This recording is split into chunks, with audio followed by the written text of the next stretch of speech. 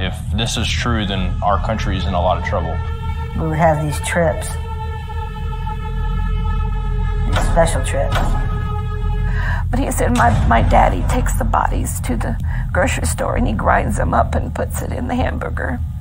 And nobody ever knows it. How can kids 6, 8, 10 years old be describing rituals that come from a book like the Book of the Dead?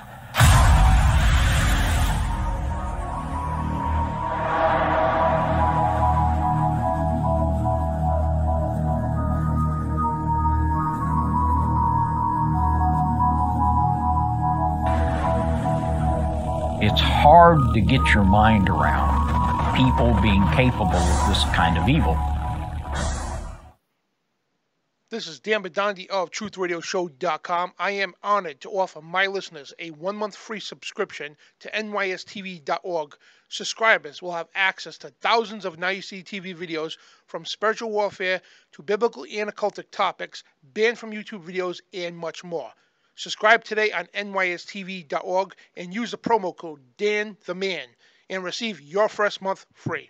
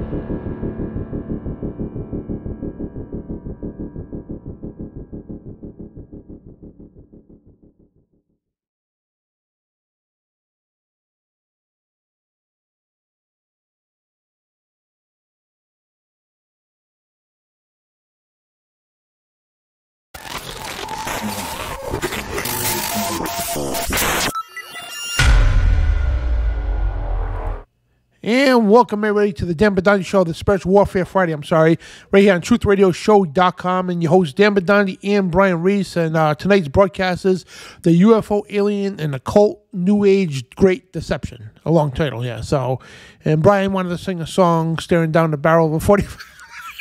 I'm not singing that, man. That wasn't the right cue, man. We're supposed to do that later on in the show. I wasn't prepared. Well, yeah. I was rehearsing it before 10 seconds ago. I'm out. My throat's all dried. I can't do it right now. Yeah, we'll do that later. We got an awesome show for you guys tonight. We're going to talk about aliens, UFOs, and all kinds of stuff that's going on in the news. And yeah, they're not hiding it no more, man.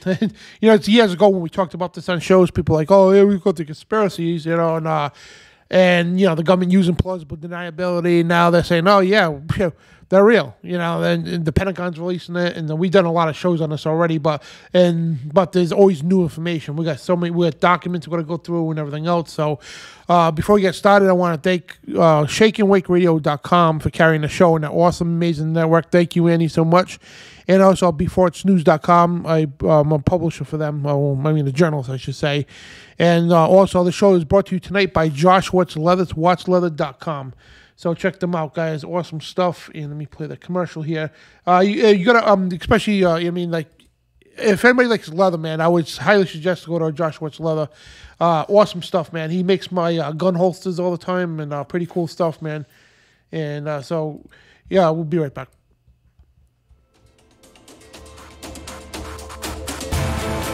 This is not some soul's factory. This is long, quiet days with the Father. This is obedience. This is cold, early mornings, tired, rough hands, and hot summer days. This is quality before quantity. This is where you're not just a customer, you're a client. I don't just work for you, but with you. This is where your ideas come to life. I am Joshua Watts. I love what I do and that I'm able to use my skills to serve our Father and you. I look forward to working with you. This is Joshua Watts Leather Company. And we're back. So, yeah, guys, so check out wattsleather.com. It's a sponsor for tonight's broadcast. Again, the UFO-Alien Occult New Age Great Deception, and it's happening right now as we speak, man. And so, Brian, you want to kick this off? First of all, we'll start off with a prayer, you know what I mean? Because we're going to expose tonight very detailed stuff. Plus, we got biblical verses as well on what aliens are. Well, people think aliens.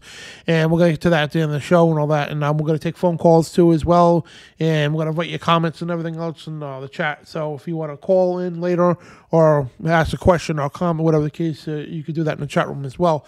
So, so we got so much stuff going on here. And I don't even know where to begin, you know what I mean? Because there's so much information here going on. I mean, we're going to bring up some old stuff, Project Blue Book and everything else too, and also relate to what's pertaining to what's going on today, because this stuff is like they are literally hammering it home, because the Great Deception coming up, guys, is part of this whole the whole UFO thing is part of the Great Deception. You know what I mean? The Bible in Revelation 16 talks about this, and they are gearing up for this. And as you can see, even before they started admitting it, all these movies coming out, everything that had to do with some apocalyptic scene, like the Transformers movie, and all,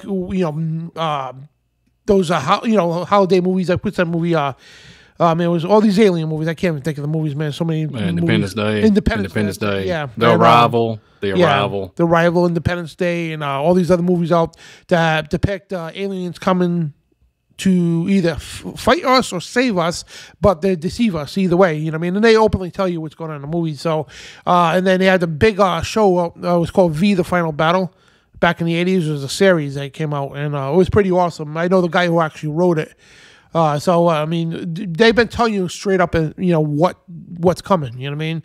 And a lot of people still, even to this day, even though the government admits it, people still roll their eyes at this, you know what I mean? And, you can roll your eyes all you want. It's not going to stop what's coming, you know what I mean? Plain and simple.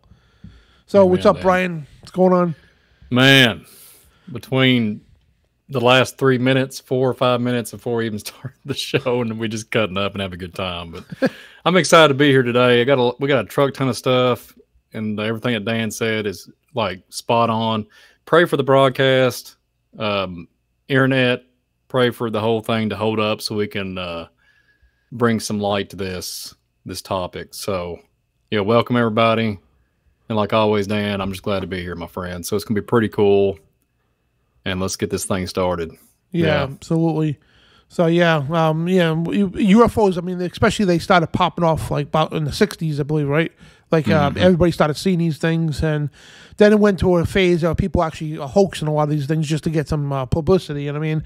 And we understand there's hoax out there, but we understand also that these are real, you know what I mean? And now more than ever, UFO sightings are through the roof. I don't know if we got the map or not. It shows all the UFO sightings, recent ones anyway. In the areas, man, it's all over the country, all over the world. That being cited all the time. Then you had that one in Kyiv. Man, we're gonna go through all the stuff, man. But wow, man, well, and Yeah, like all over the water, patterns. I mean, it blows my mind, the UFO stuff, but like literally they had sightings over the water, tons over the water. And I guess they seen that from boats or whatever. I guess that's how they recorded that. But then, like, remember how we correspond and had all the data? You got Sasquatch sightings, Bigfoot, and all that, and got the National Forest. It all correlates. It all flows, man. There's nothing you can't get away. You can't get away from it. Yeah. It's like it's there.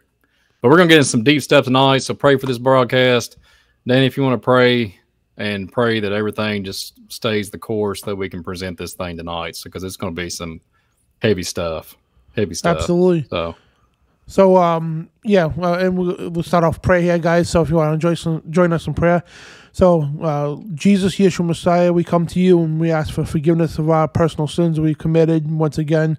And we ask you for forgiveness once again. And just help us, Lord, to try to walk that better life. And we also we start off praying for Rob Blackwell. Well, he's been a guest here and all that. But Brother Rob Blackwell just had a surgery. Ask you to help him with his surgery recover. And Lord, bless this broadcast tonight and bless with your precious blood, that you may keep it safe, from disturbance on the internet and all kinds of stuff going on, and bless everybody here watching and protect us, Lord, because we're about to talk about tonight. We're going to expose some real evil stuff, and we pray for your blessings and your protection. In your heavenly name, amen. Amen. So, you want me to lead off, Dan? Sure. So everybody in the chat, everybody that watches this broadcast for future reference, whoever watches it, whatever platform it's on, there's so many things that's coming to light on a biblical scale, and it's astonishing me that, like, when I can go back and look at articles or even documentation that goes back 150, 200 years ago, and even those people and those, whatever, if it's academia, whatever, when it comes into archaeology, panthology, whatever type of character it would be, come down that had a degree of some shape or form. And this stuff goes way back even to Egyptian times. Just like last week, and I think a couple of the last few Spiritual Warfare Friday shows, we've been throwing out a bunch of stuff about, star people with the Navajo Indians and all that. So, I had to think about it for a little bit and had to sit there and really contemplate on what I was going to talk about tonight. And I prayed about it. And then, like, there was a document I come across, like, probably like a year and a half ago, maybe 2 years ago, and I lost it. Like, I literally saved it, and I remember saving it, but for some reason the PDF file just completely vanished. Like, it was weird. Like, I couldn't find it anymore. So I did some prayer, and literally just hours ago, I went and acquired this file. I was like, thank God I found it. But I'm not going to share it just yet. But I wanted to just slow down, because Dan was talking about the 60s. There's stuff that's been going on even before we even had so-called modern technology that we have today. And if anybody, we've done some shows in Spiritual Warfare Friday where you have petroglyphs, hieroglyphics, gateways, portals opening up, and all this stuff. Tall men, taking Indians, whatever. There's tall men taking whatever, Aztec, all these different types of characters, the Mayans, whatever. And it just, I can't get away from it now. Like, I'm sitting there contemplating. I'm thinking about the book of Job. I'm thinking about the sons of God. They're talking about the Satan and the sons of God and tempting, to the cancel. And I'm paraphrasing, but tempting Job, and man would do anything for his flesh. Man would do anything for his flesh. It just blows my mind. I think about it a lot, like that whole, just that segment of Job. And you look, there's I mentioned it on a show I did last night. I had to take that video. I had to do a little editing. I'm still in the work on my channel. But I was, talking about what he's going to do tonight and talk about a little bit of prequel, talking about UFO phenomenon and stuff. But there's a certain character in the news. And, I'm not going to say on here, I think I'm going to keep it hush-hush, but he builds cars, and he's so-called conquering space and building cell phones and robotics and et cetera. Y'all know who I'm talking about. So, Elon. I'm not really, yeah, thank you, Dan. Just say it, man. Yeah, just chuck it out. So anyway, just a few days ago, he's literally saying that he's going to put implants in people. So I'm thinking to myself, God forbid. And there has to come to a point when you think about that scripture in Job, and you think about sons of God, and you think about angelic properties, angelic people, angelic, I shouldn't say people, but angelic bodies, armies of God and armies of the devil, when they fell, the watchers and everything, when they fell, and they took that oath in Mount Hermon. And like when we look at it and we compile the data, we are still, there's nothing new under the sun. We are still striving to do anything for our flesh to keep it preserved. And then the Bible speaks of this, that we will take on a form, we'll be as Jesus is, we'll be as he is, like, into like that state of immortality. They're promising immortality here on earth. That's what they're headed for. That's what they're, trying to pop off and do. And what Jesus did on the cross, he literally saved us from this world and give us that ability to one day be in that existence with him, with the right hand of the Father, and be at the throne room and literally be around with the angelic body, these angelic armies and stuff. And it just blows my mind. And we'll have an intellectual, be a lot more intelligent. The Bible talks about that, and being able to judge angels. And I'm thinking about this tonight and talking about this thing's just going to be off the chain. I don't even know where I'm going to go with it, but I'm going to start here. I know he's watching the show, so I'm going to pop it off. I just talked to him a couple hours before the show, and he gave me some really good data. Him and his wife. Musk? No, I've got the, yeah. We got the insight. Yeah. Thank you, Dan. I got to drink a cup of coffee on that one. But anyways, away. Yeah. I'm not going to associate with. Well, I pray for him. Actually, I'm gonna pray. I pray for him. But anyways, I talked to some of my family members before I did this broadcast, and I know they're watching. So just like 2 weeks ago, I mentioned on my show last night on my channel, but I just can't emphasize this enough to where I'm going to bring all this in, tie it all in. So when you're just literally sitting in your house, and all of a sudden, it's like 3 o'clock, 3-ish, late 2-ish, almost 3 o'clock in the afternoon. And I think it's on a Saturday when this happened. And like literally when the house feels like it's going to come down, like the foundation is going to rock into oblivion. And you hear like that. And then we live in proximity pretty close to a facility. And I'm going to talk more about it here lately. It's military. But the whole narrative with this stinks to high heaven. But anyways, it happened the first time, and I kind of waited. Now my kids, we kind of just sit there and listened, and all of a sudden did it again. So I go out, and all of a sudden, Dan, no joke, fighter jets over my house. And I'm thinking, okay, airspace, citizen airspace, clearance. And the first thing I'm thinking about, what is it, daggone Armageddon? I'm just being sarcastic. And then I call my uncle up, and I'm like, what the crap? Is it going to be Independence Day, 2.0?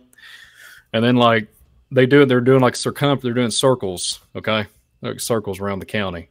And then approximately literally a county over, it's a pretty good size distance from my home. They're having a so-called game. And there was no evidence of this so-called game having Air Force fly over top of it and have like, a grand opening or whatever, celebrating or whatever. And from what I seen many different colors of fighter jets, and I seen like orb-like stuff in the sky, no joke, broad daylight. I'm like, over here in DEFCON 10 thinking, okay, it's going down. And then literally after all that happened, and then I'm getting all the feedback from, family and stuff and saying, I heard that. And that was on the other side of the county, all this stuff. And I'm like, crud, man, what's going on?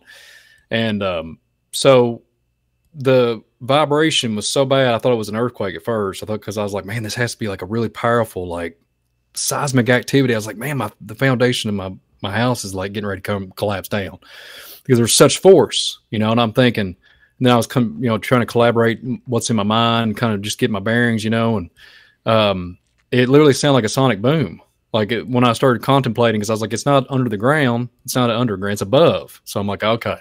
So then you hear multiple one, doo, doo, doo, doo, doo, doo, like this, and I'm thinking, man, it's just blowing my mind. Like I'm hearing all these sounds that you hear it on movies, right? You hear it on like stuff you watch on television or something like that, but you or heard it in real life. And I'm like, man. So I have to never seen it in real life. Just try to collaborate all the data. And I'm sitting there trying to call my family members up.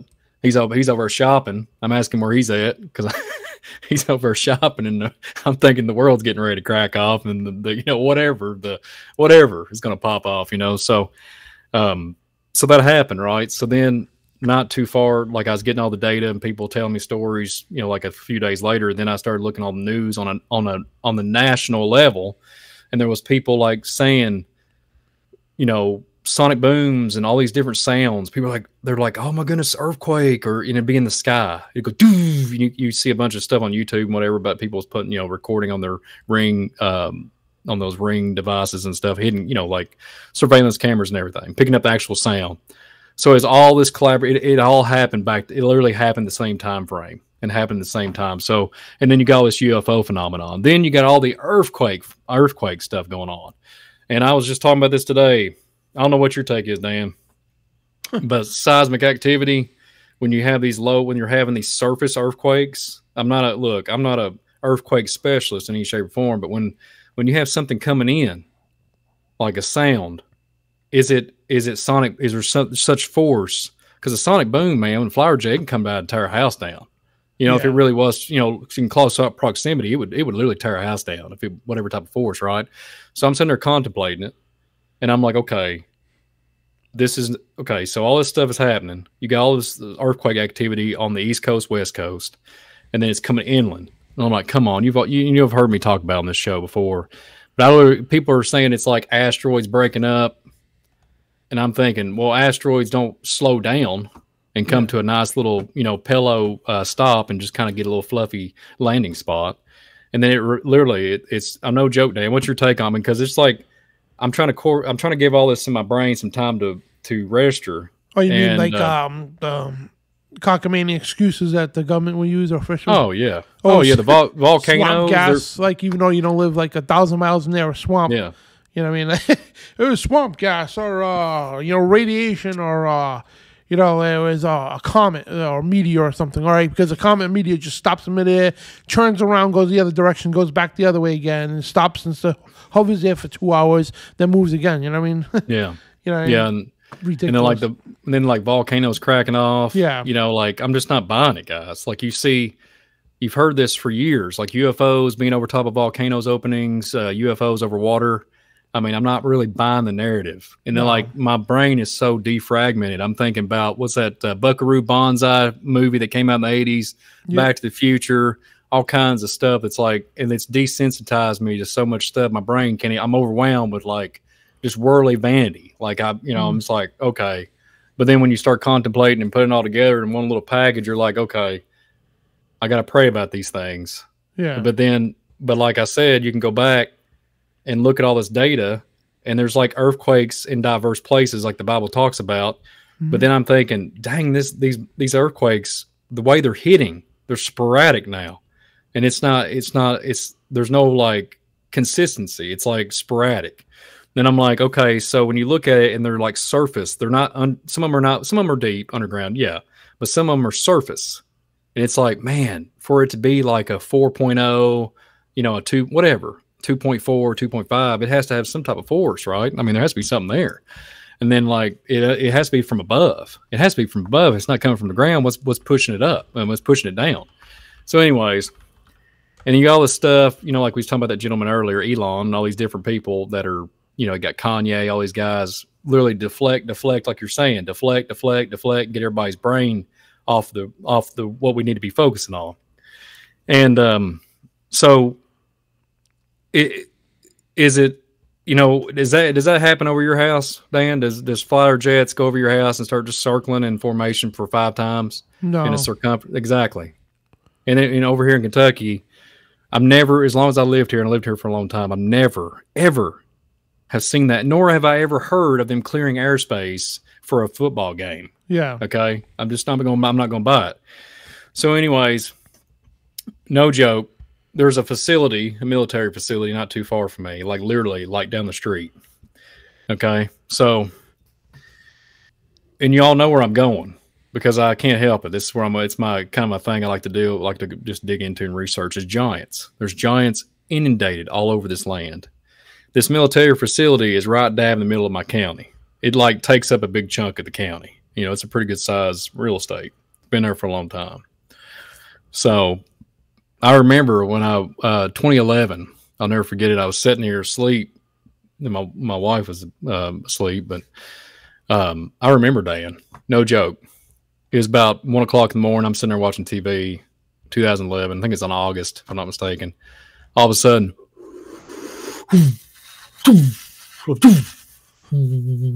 like that, and all of a sudden I see bluish like white lights going like this, and I'm like, oh man, I'm like, I guess there's some hunter or something out here getting ready to do something to something about to go down. So you're hearing then I go to jump up real quick because I'm like kind of struck with like not instant fear, but like a little bit of like not terror, but like I'm like to a point where I'm like I'm a little hesitant to look out the window, but then I'm like, I just jump. I said, the heck with it. She ain't waking up. I'm trying to wake her up. I pull the blinds up, and also shoot straight up, Dan. No joke. Bright light, blue light, the whole special, man. It looked like something off of my thumbs are twitching when you do that because it reminds me of those '80s video games like the Atari. So I used to play in those. Yeah, the cheap sound effects. Well, I'm sound sorry. like you're playing asteroids there. Well, I'm sorry that I'm on 8-bit. On an 8-bit frequency there. Yeah. Darn you, Dan Bidondi. No, but yeah, Galactica on Atari and stuff like that. Yeah, you're messing. Yeah, man, you're killing me right now. But that seriously, that's why I know my sound effects. They're epically awesome for a 1985 special, but they'd have been impressive back then if we was live then, wouldn't they? But anyways, no joke, Dan. 2011, that happened. I'll never forget it. I'll never forget that. I'm like, man, I seen something that night. And that was before, when 2010 rolled around, I was literally getting into the phase of like learning about the earth, the biblical cosmology, the giants. I was like, man, come on. And then 2011, that happened. I'll never forget it, man. And I could see it. It was so fast. Like that. And just went, just like disappeared, like went into the sky and dematerialized. Right. So like, anyways. So let's get into some grind here. I've got a document that disclosed location, right? Well, before you get going, yeah, go ahead, Dan. This is a map here of the UFO sightings, and you can see they're all over the place.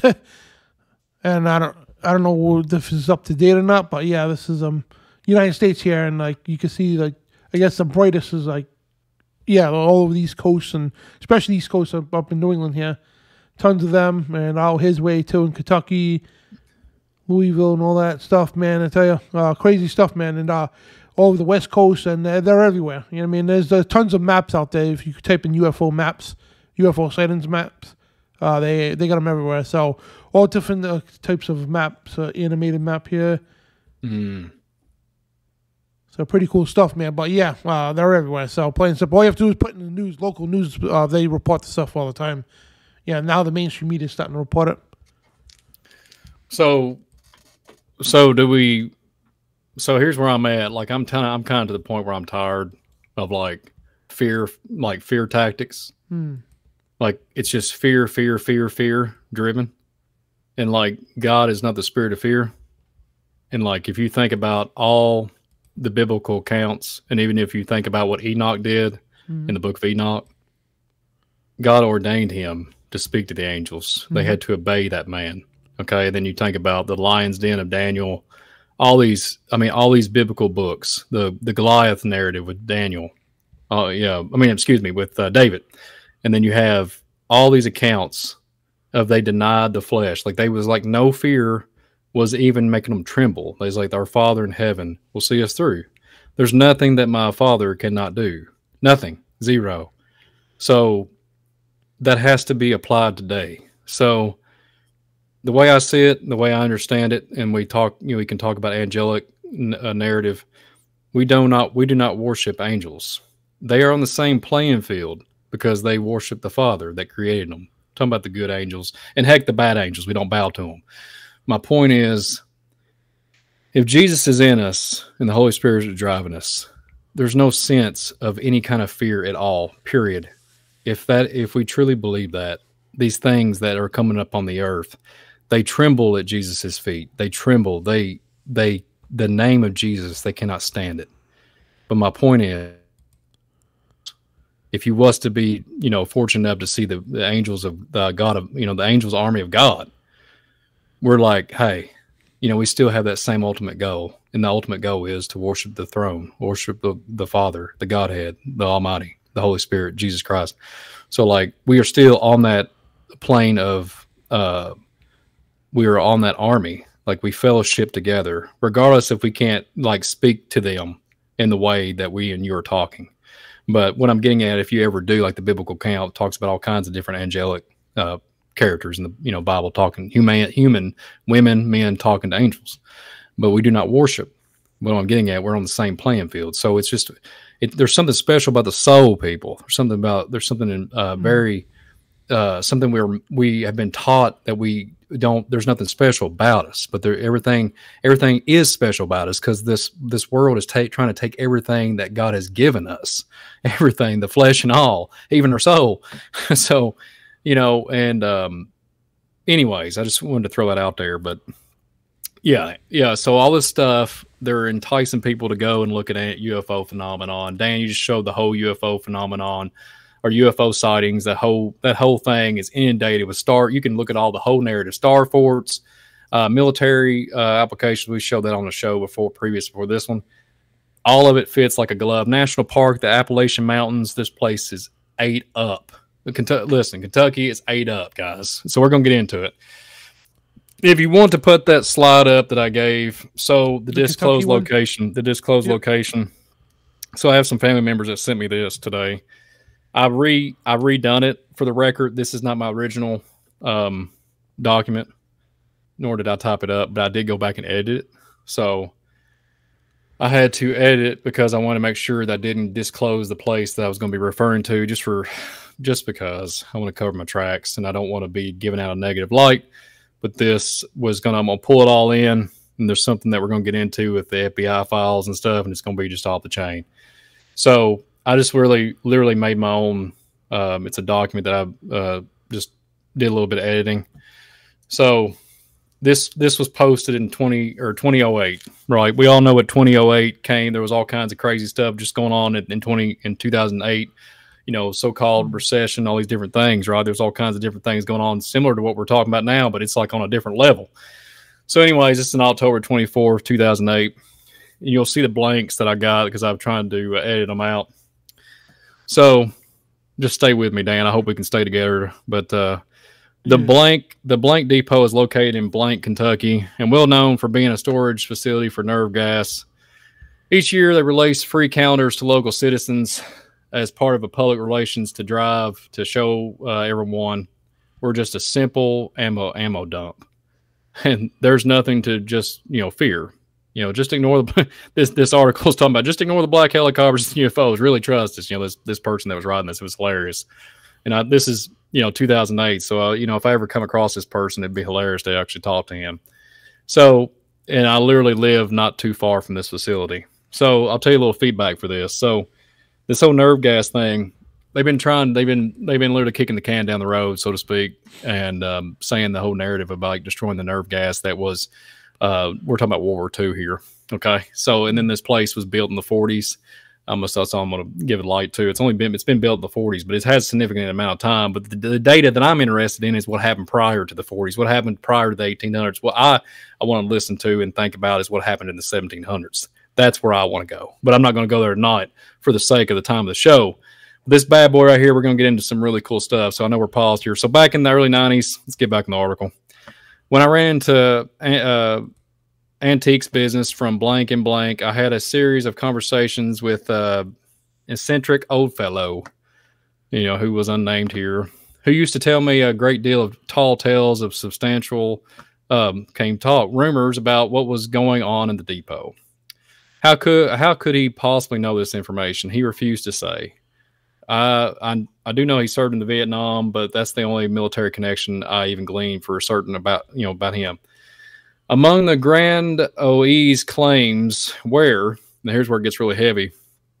Alien technology recovered from a crashed alien spacecraft was being reverse engineered and used in experimental aircraft being tested at the depot.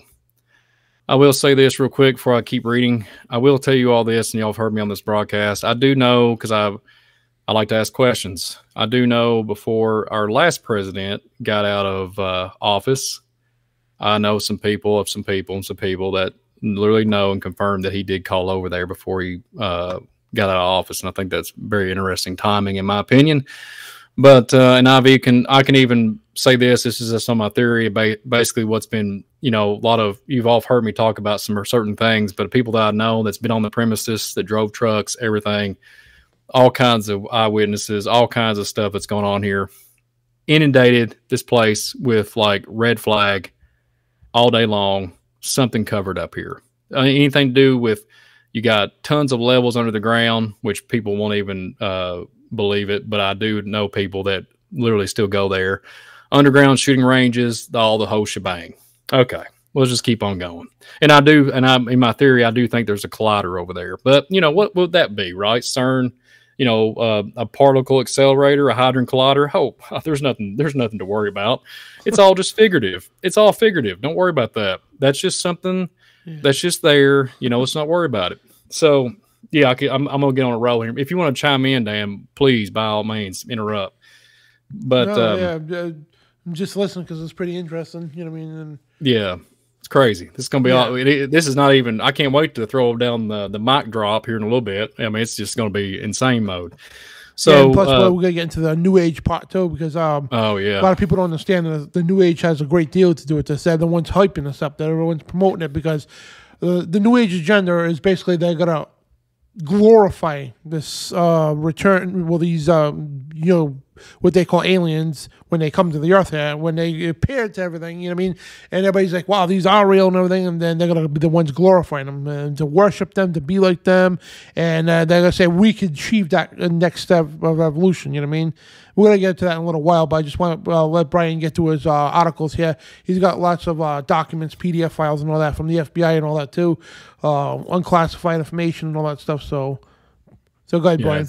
It's going down. Going down. Yeah. It's going down on the Spiritual Warfare Friday show. Okay, so if my family's still watching, I know that I cut up and have a good time. So I know it's just two people watching. So and I think my wife might be. So bless you all. Yeah, and I have a pretty good sized family. But anyways, continue on. Number two, he said he had the authority from people he trusted that the alien spacecraft, do you still have it up, Dan? Yep. Okay. Spacecraft was stored at least at some point underground at the depot. And then the person that wrote this article, why Kentucky? I asked. They wouldn't keep it where everyone expects it. Yeah. Okay. So yeah. Listen, for the record, I'm sorry, and I don't care to say it on this broadcast. They won't. They wouldn't keep it where they wouldn't keep it where everyone expects it, right? So because they think we're like degenerative, like not educated, or to the standpoint of we can easily be so-called conditioned. Oh yeah, absolutely. But yeah, so yeah, and I love where I'm from, but these people think that we're ignorant to everything. So, but I'm gonna real quick, the whole narrative with the giants, which, no joke, inundated with a ton of stuff. Literally across the street from this facility, a giant was found in an Indian mound. Okay, let's just cut to the chase here. So we're gonna get into some deep stuff, and I'm gonna get back to about why I keep bringing giants up. So, anyways, number three, all matter of cutting edge secret aircraft are tested at the depot, including the stealth bomber and many other. Are you still there, Dan? Dan, you still there? Okay, cool. Yeah, all matter, or excuse me, let me get back on it. Just a little hiccup. All manner of cutting-edge secret aircraft are tested at the depot, including the stealth bomber and many others that no one have ever heard of. This gentleman, this old fella, right? He mentioned one such secret plane in particular, one that was completely invisible because the hull acted as both a camera and a monitor. Let that settle in your brain. Projecting what was on one side of the plane to the other side, no matter what angle you were facing the plane from. He said the depot was the military man's headquarters for chemical warfare, and the first Gulf War was practically run from within the depot. He made a great many other wild claims, but these are the ones that was most relevant to our field of study here. At the time, I didn't take anything in this person too seriously. He didn't look or act like the guy that you'd expect to have security clearance any place. He was pretty much drunk a large percent of the time. Interesting. But I often thought back to the bizarre truths he confided in me, especially when he's seeing UFOs in the area, hearing other talk about the UFOs they've seen. And then it goes on. But I began to find out at least some of what was been true. The depot is the most main source of Department of Defense of chemical warfare, according to the information found right on their own websites. I consider this invisible plane story to be most outlandish detail of all, even more so than the alien story. Then I found out years later that such an aircraft does exist with technology called electrochromatic panels, which I'm aware of, which have been researched extensively by respected journalist Nora Kawekwaya. I can't pronounce it. The more we learn about the blank depot, the questions arise. And then one of the things is certain that it's not just a simple place to dump ammo. We're one to compile an exhaustive list of UFO sightings in the Kentucky area, more specific, the depot area. Dan, you're messing me up, man. It would be massive enough to all side of his own, but all UFOs do get recorded around here much. Do not get it recorded here around much anymore, even though they're seen almost a nightly basis. I'll put my hand up for that one. I see them nightly. It's something that locals have grown accustomed to, much like people around Area 51. When a gentleman resides with the side of a depot, made that the connection himself, saying, I guess you say that this is like an Area 51 of the South. This type of UFO reported the gamut of the traditional variants: saucer shape, cigar shape, triangular shape, mystery lights, etc. Unmarked black helicopters. I see them all the time around here. Also recording almost daily in the area. They are frequently seen coming in and out of the depot one way. I'm going to just throw that out there. One way in, one way out. I know this. Even the broad daylight, some to seem coming or going in general direction of Fort Campbell.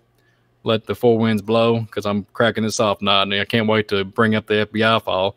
Or sometimes in the nearby blank airports, some are very advanced and unknown make, and others appear to be black hawks or little birds. And then they also numerous spots of self-bombers being seen in Kentucky, especially around the northern border of near Cincinnati. And this is the anonymous report in 2008. And yeah, Dan, that's all I'm going to share on that article. But what do you think, Dan? I mean, this is going to get from where I'm going to be headed next, and then we're going to talk about. I don't have anything to show, but I'm going to talk about just what I do know. And I want your feedback on that article. What do you think, Dan? Yeah, it's pretty wild, man. Sounds like this guy's in the military. Yeah, well, I knew a guy that was a federal agent. I know he's still alive, but he's got to be in his 80s now, roughly, maybe late 70s, 80s. And the man wouldn't lie. He told me there was 13 levels that he was authorized to go down, and he said there was many more below that, but he wasn't authorized, and that's in that same facility. So what would you just think about this logically? And then there's people that go work there. There's civilian aspect, right? Here's the thing. I'm not trying to be mean, and I'm not trying to discredit the organization or any shape or form or anybody. The point is, money does do a lot of inspiring people to be fooled into not understanding what they're actually involved in. So I'm trying to explain this the right way without, bashing these people, because I'm not trying to bash. I'm just trying to get you, maybe if you'll look into something instead of being like so suppressed that this is all we know, let's look into it and start asking questions. So I had a conversation with a family member. There's somebody that we do know of somebody, that's almost say that works there. I know many people, the same narrative. They won't talk about. They're not authorized to talk about their job title. Not authorized to talk about what they do. But here's the funny part. Years ago, when I was on my route, truck drivers I talked to, they knew some people that worked at the facility. Full-blown hazmat suits. Sorry, they go underground. They have dangerous particulates, dangerous things they say that it would hurt them, radioactive, radiant energy, some type of form of something that's unseen but very deadly. Okay, they'd have to wash themselves, like go back and take consistent showers after they deal with a lot of chemicals and have this big drain system. I know all about it. It's okay though, because people will like be all secretive and stuff. And I'm not trying to be like discredit what they do, but it's like, okay, do you question the reality of like what comes down the pike that you're dabbling in? If you're cleaning out just for example, the analogy, if you're the janitor of the facility and you're in a hazmat, if you're cleaning out junk, what's at the beginning of the pipeline? That's how my mind works. I'm sorry. And when you have to go into a place like Independence Day movies, full blown sanitization, like no breathing particulates of any shape or form. It's all oxygen contained unit, no so-called organisms flying in the air, all that, all that movie crud, when you have that type of facility and you get paid big money hourly, but you don't even recognize, or you do know, and you can't tell nobody what you're authorized in. We're going to get into that here in a minute. So I'm going to throw something out. It's going to get real deep and put all my collect all this together. So what do you think, Dan? I know I'm talking about some pretty heavy stuff, man, but when you're talking about these things and people are just like loosely they're either coherent, they do understand, or the secrecy is so like top notch coming down from cosmic clearance. Yes, there's cosmic clearance. Like, I'm not talking about, our lovely leader of the country. I'm talking about cosmic tier clearance above that person, that he doesn't have any correlation to what goes on. There's certain generals, you might know about this, Dan. Yeah. There's cosmic clearance generals. Okay, they have certain type of authorization. I don't know if you know anything about that or not. Levels. I think this is 26 levels or something like that of different classification. Yeah. So yeah, imagine that, man. Like you got a level 3, level 4, level 5, level 26, whatever the case. But yeah, man. I think there's Project Blue Book too that talks about that. Yeah. Yeah, different levels of classification. Like they have like basically the people with the top clearance. Obviously, the 26th level, no more than the one in the 25th level. You know what I mean? And we don't ever know if there's a 27th. I mean, that could be. You know what I mean? There could be 100th. For all we know. It's and that's the same way it works in secret societies too. They have levels of, who knows what. You know what I mean? So, and the people, that's why I tell people all the time, because not going off the subject, but people say, well, he used to work for Halliburton or the CIA. He's a bad guy. It's like, you can't accuse somebody if they're a janitor or a secretary in the CIA building. They're not going to know. You know what I mean? Mm-hmm. Even most of the agents are not going to know. Most agents, they come in and do what they're told, and that's it. You know what I mean? Like FBI agents, there's many good FBI agents out there. They don't know what's going on at the top. They have no clue. You know what I mean? It's the hierarchy, if you want to put it that way. They're the ones, if you want to hold anybody accountable, they be the ones. You know what I mean? So same thing in this here. You know what I mean? It's like everybody in the government levels, they're not hiding something because they're only limited to what they know. You know what I mean? It's like basically you got to be somebody to know something. You know what I mean? So, so basically the higher you go, the more, severe things get if you reveal those secrets. You know what I mean? And you end up disappearing or something like that. So that's different levels of classification. You know what I mean? The more you know, absolutely, the more you got to watch your back if you mess up, Absolutely. Yeah, it's just... But the thing is that blows my mind, Dan.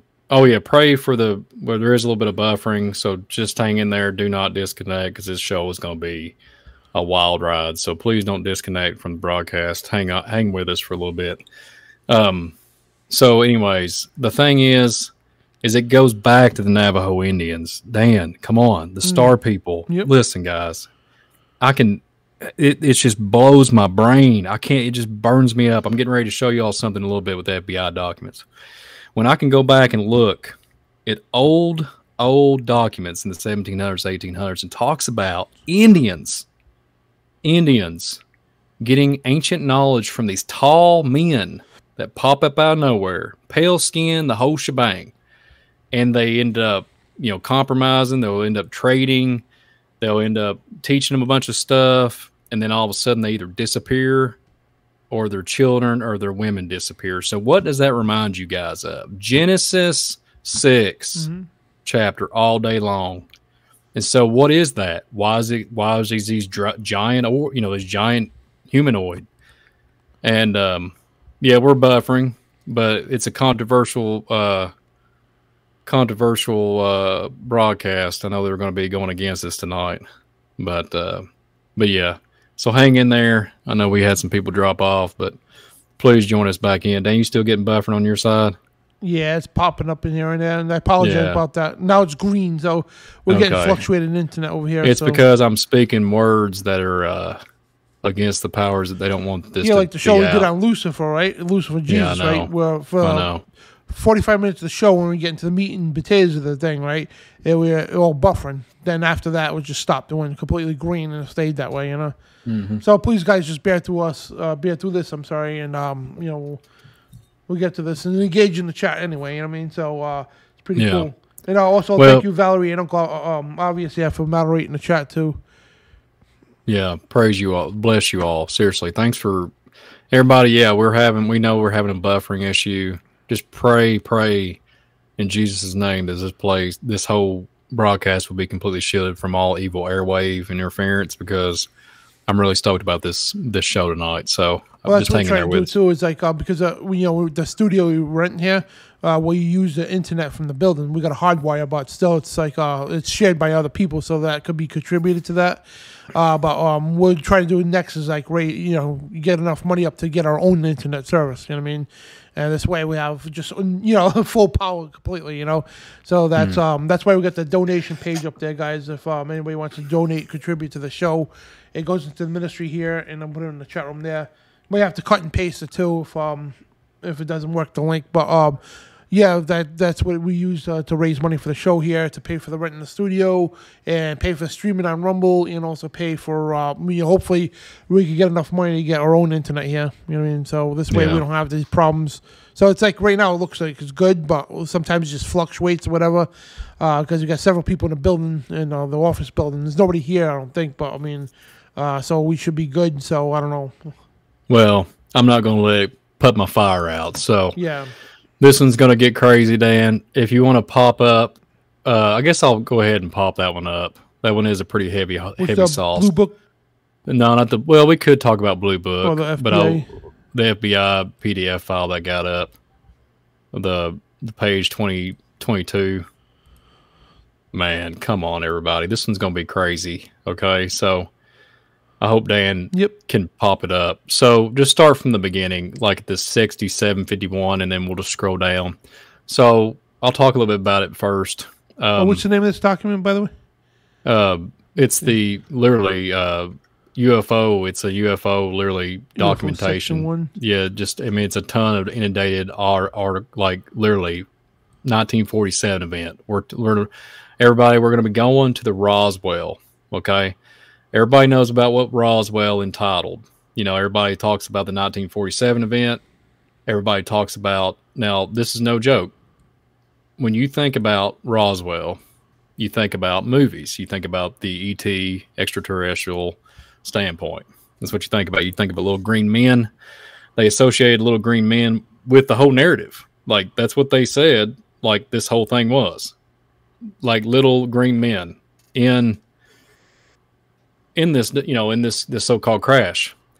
So this is going to be some deep stuff. So at the beginning of it, underneath San Diego, California, the round robin, it's called the Flying Row. I said, well, how ironic it's the Flying Row. And then you get into like Skinwalker Ranch. Skinwalker Ranch talks about a flying row coming and dropping down, literally just not too far from a cattle mutilation, and sits snug on a field, and literally has like, and it literally made a can't even know the words because this is going to be such a deep topic, an impression on the grass on the field, and it shows like the length of this flying row so-called craft at Skinwalker Ranch. Blows my mind. So anyway, in San Diego, California, July the 8th, 1947.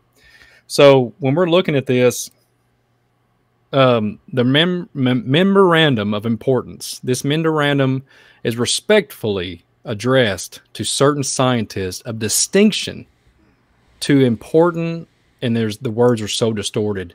I think it's astronomical and military authorities. Aeronautical. Yeah. Okay, you can read it better than I can because I can't hardly see it. To a number of public officials and the foul, it literally, I think it's because it's just so, this has been printed back in 1947 on a typewriter. A few publications. Much. Okay, man, I tell you what, man, you got that Rhode Island ability, man. That's your eyesight's way better than me, man. It must be something about you. You got better it is because the roads are so bad around Island, so when you're driving, it's like up and down because of the potholes, and you try to read signs. So yeah, you must y'all's air up there must be clear. I'm just kidding.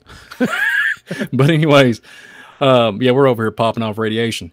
The writer has little expectation that anything of import will accomplish by this gesture. The more fact that the data herein were obtained by so-called super normal means is probably sufficient to ensure its disregard by nearly all the persons addressed.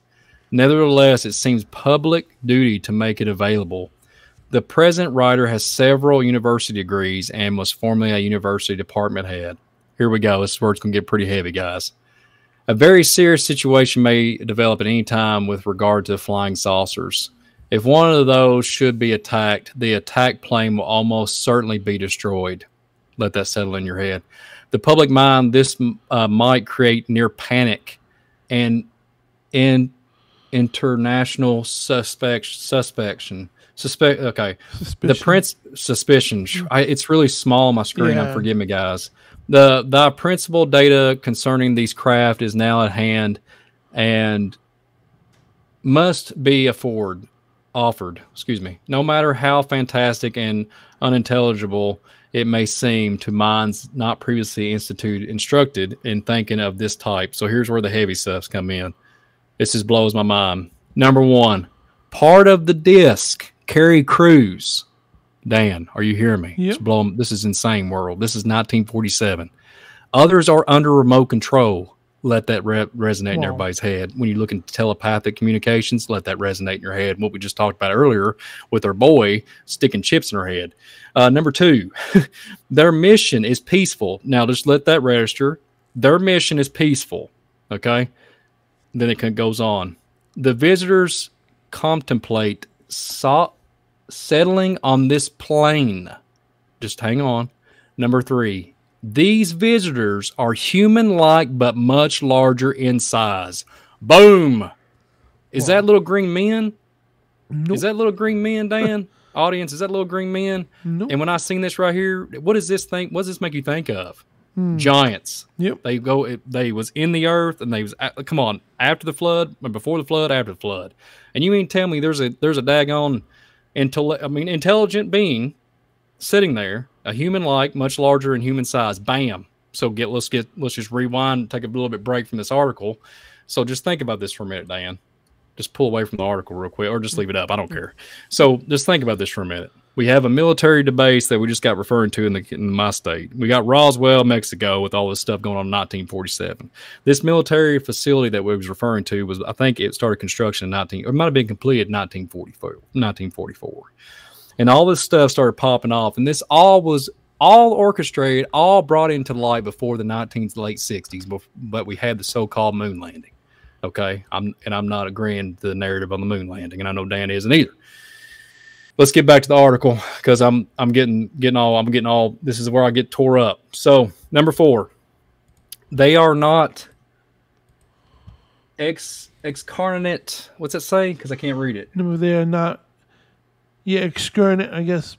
Excarnate Earth people, but come from their own world. Okay, so slow up, everybody. Me and Dan believe in biblical cosmology.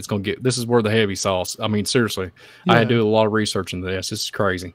Number 5, they do not come from any planet as we use the word. Just think how it's worded here. But from an, how do I say that? Let's see. Authoric, I think, is that? Othario Right. planet, which I can't pronounce the words because I can barely read it. Interpenetrates with our own end is not perceivable to us. Now just think about this for a minute. The bodies of the visitors and the craft also automatically materialize on entering the vibrating rate of the dense matter. Wow. Boom. Boom. Forgive me. Well, Why is what's right there? Huh? Right there too, it says they do not come from any planet. You know what I mean? Like, exactly. Oh, it tells you here in a minute. Oh yeah. Go ahead, Dan. You go ahead. And bro. and they're interdimensional. You know what I mean? Plain and simple. Yeah. Interdimensional. Yeah. Oh, I don't mean to cut you off.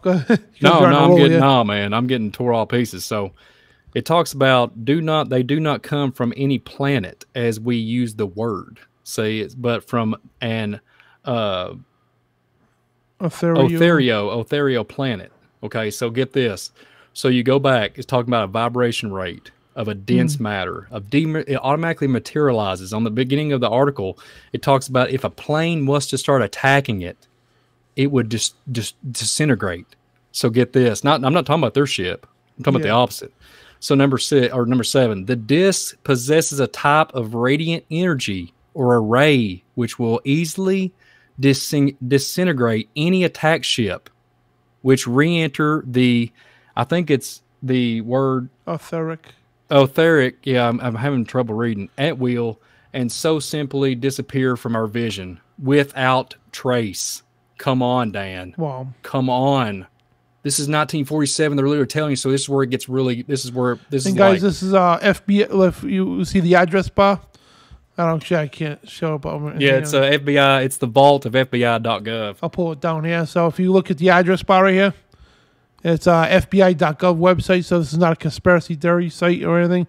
This is from the horse's mouth. You know what I mean? Yeah. Like, if you want to put it that way, that's right from the source and the horse's mouth, right from the FBI's website.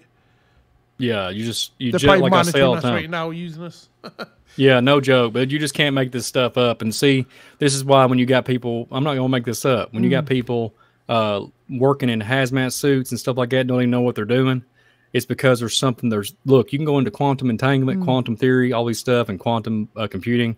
It talks about manipulating and changing the particles in the air and all that. Come on now. Same concept, same everything. And we're getting ready to get rocky. I'm getting ready to throw some at you here, man. When you get to number 7, go back to number 8. This is where it gets really, number 8.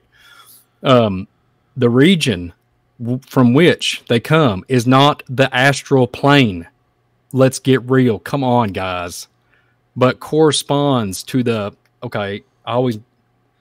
lokas or the talas, okay? So it says students of esoteric matters will understand these terms. So let's just chill for a minute. What is that, Dan? What do you think that is? What do you think that is, Dan? So yeah, basically people, Masons for one, Freemasons, and people who are, people like us that study this stuff, you know what I mean? And people like them that worship this stuff, whatever. Esoteric is ancient knowledge, you know what I mean? Ancient knowledge and, these ancient religions and all that stuff. So, because they knew what they were. They were, they knew they were, they thought they were gods, okay? But the fallen angels, the ancients thought they were gods, but they're the sons of God, you know what I mean? So, and it's a little confusing because in the ancient sides, right, the fallen angels were gods and their children were called, sons of God. But in reality, the angels are sons of God, which you say they are, right? And their children are called the Nephilim, the Watchers, the Raphaim, whatever you want to call it. So if you want to, if that makes any perspective, but yeah, the esoteric matters, is it matters or meters? Matters, yeah. So yeah, people who understand this stuff, that's what they're saying. Like basically the general public won't, Yeah, absolutely. Did I send you that Theosophy article, the Theosophy link? If I didn't, that's fine.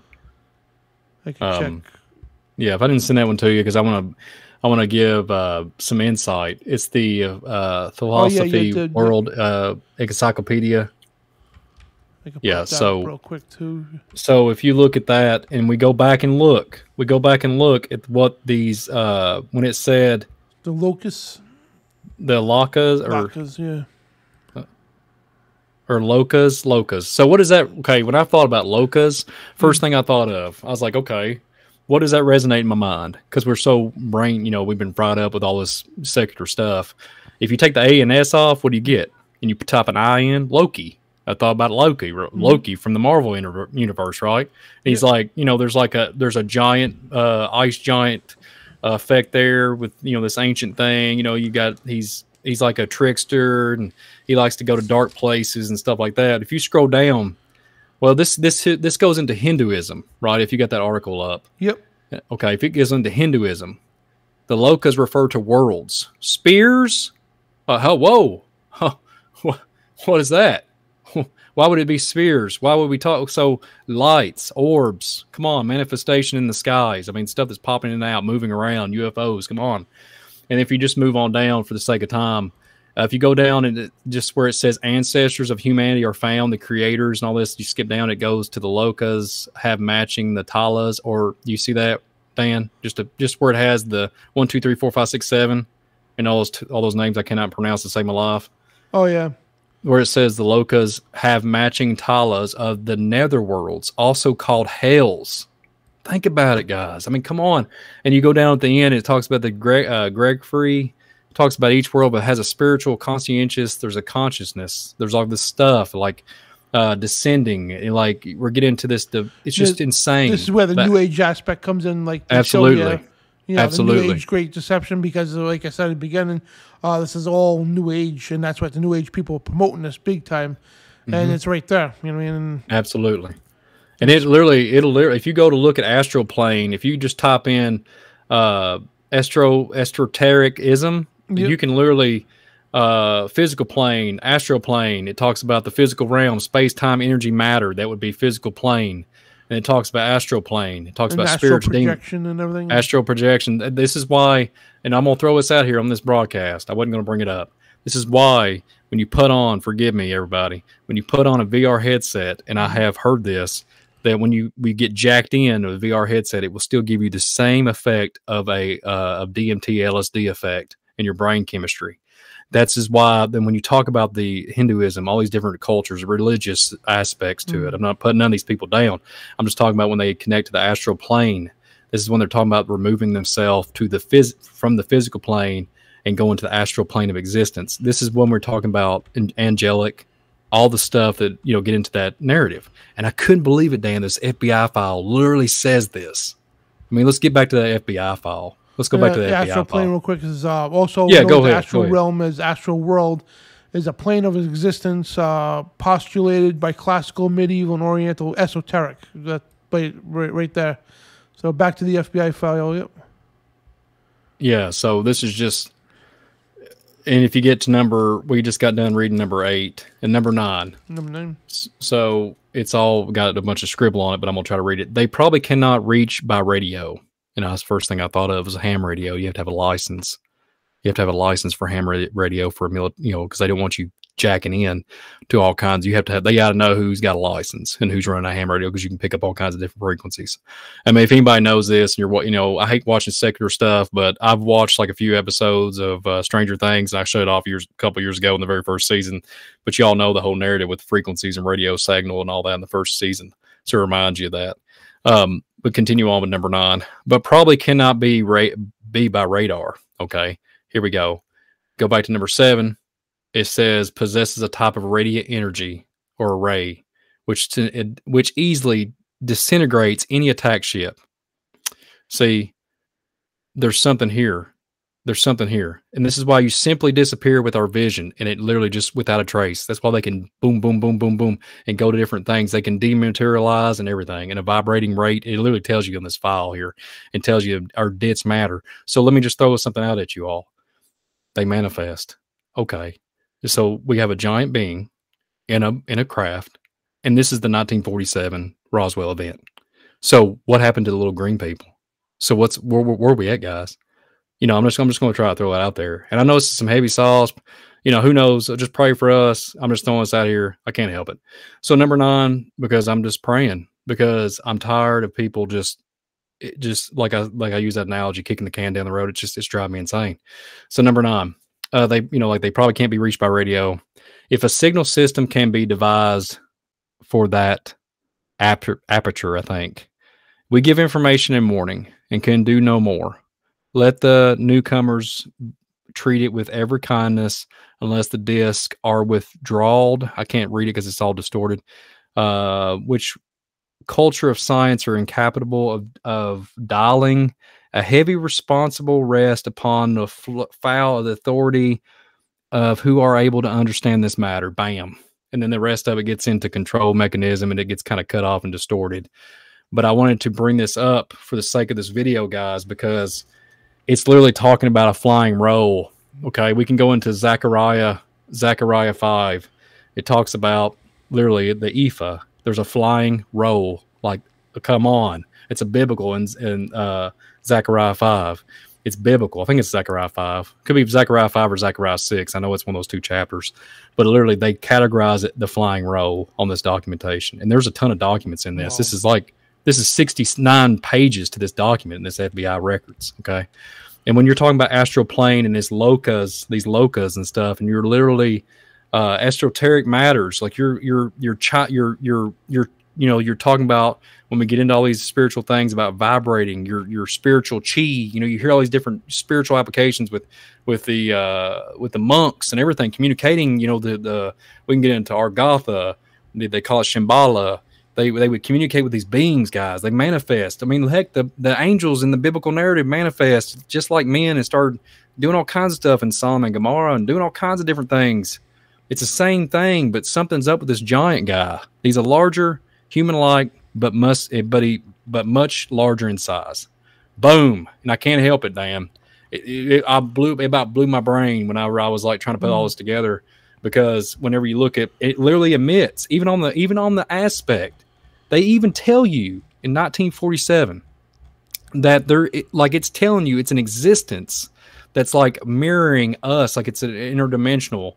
Like they dematerialize, pop in and out. They come on an astral plane. They're not even talking about. They literally say in this document, they say it.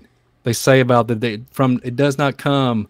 They do not come from any planet as we use the word, but from a ortho planet. So you look that up. Oh, I forgot to bring that one up. I got it here somewhere. You look that word up, and it comes up with. I remember looking it up a while ago, but I've lost it on my feed here. But why are you doing that? So on the same PDF file there, it shows a newspaper article. I guess it was from July 9th, 1947. Something this bigger than automobile photographed, and says youth who is amazed because no one else saw it. But they have actually a picture of it right there. Well, and Dan, let me just throw this out here, man. You just made my brain ding, ding. So outer space, think about it. Your space, you live in Rhode Island. Yeah. It takes a long space for me to get to you. You're out of my space. You're way beyond my space. Like I have to get to you. Think about this, everybody. Ice wall, Earth, biblical cosmology, beyond the ice wall, they come from another plane. Like they come from another area, right? To explore, explanation of exploring. They're literally coming from another world. That's what they would refer, but they didn't say it. They said, yeah, from the plane. It's crazy, guys. I mean, I'm just throwing it out there. It's blowing my mind. I mean, I hope y'all are enjoying it, because I mean, this is like, to me, I just can't, because they said, but it literally says, but come from their own world, and they don't come from a so-called planet as we use the word. So, and they automatically materialize the bodies of the, literally, and what's so bad about it, Dan? What cracks me up is they have more, because it says part of the disc carry crews. Others are under remote control.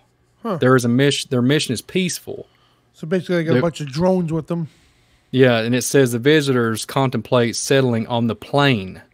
These visitors are human. These visitors, it says these. There's many. Visitors are human-like, but much larger in size.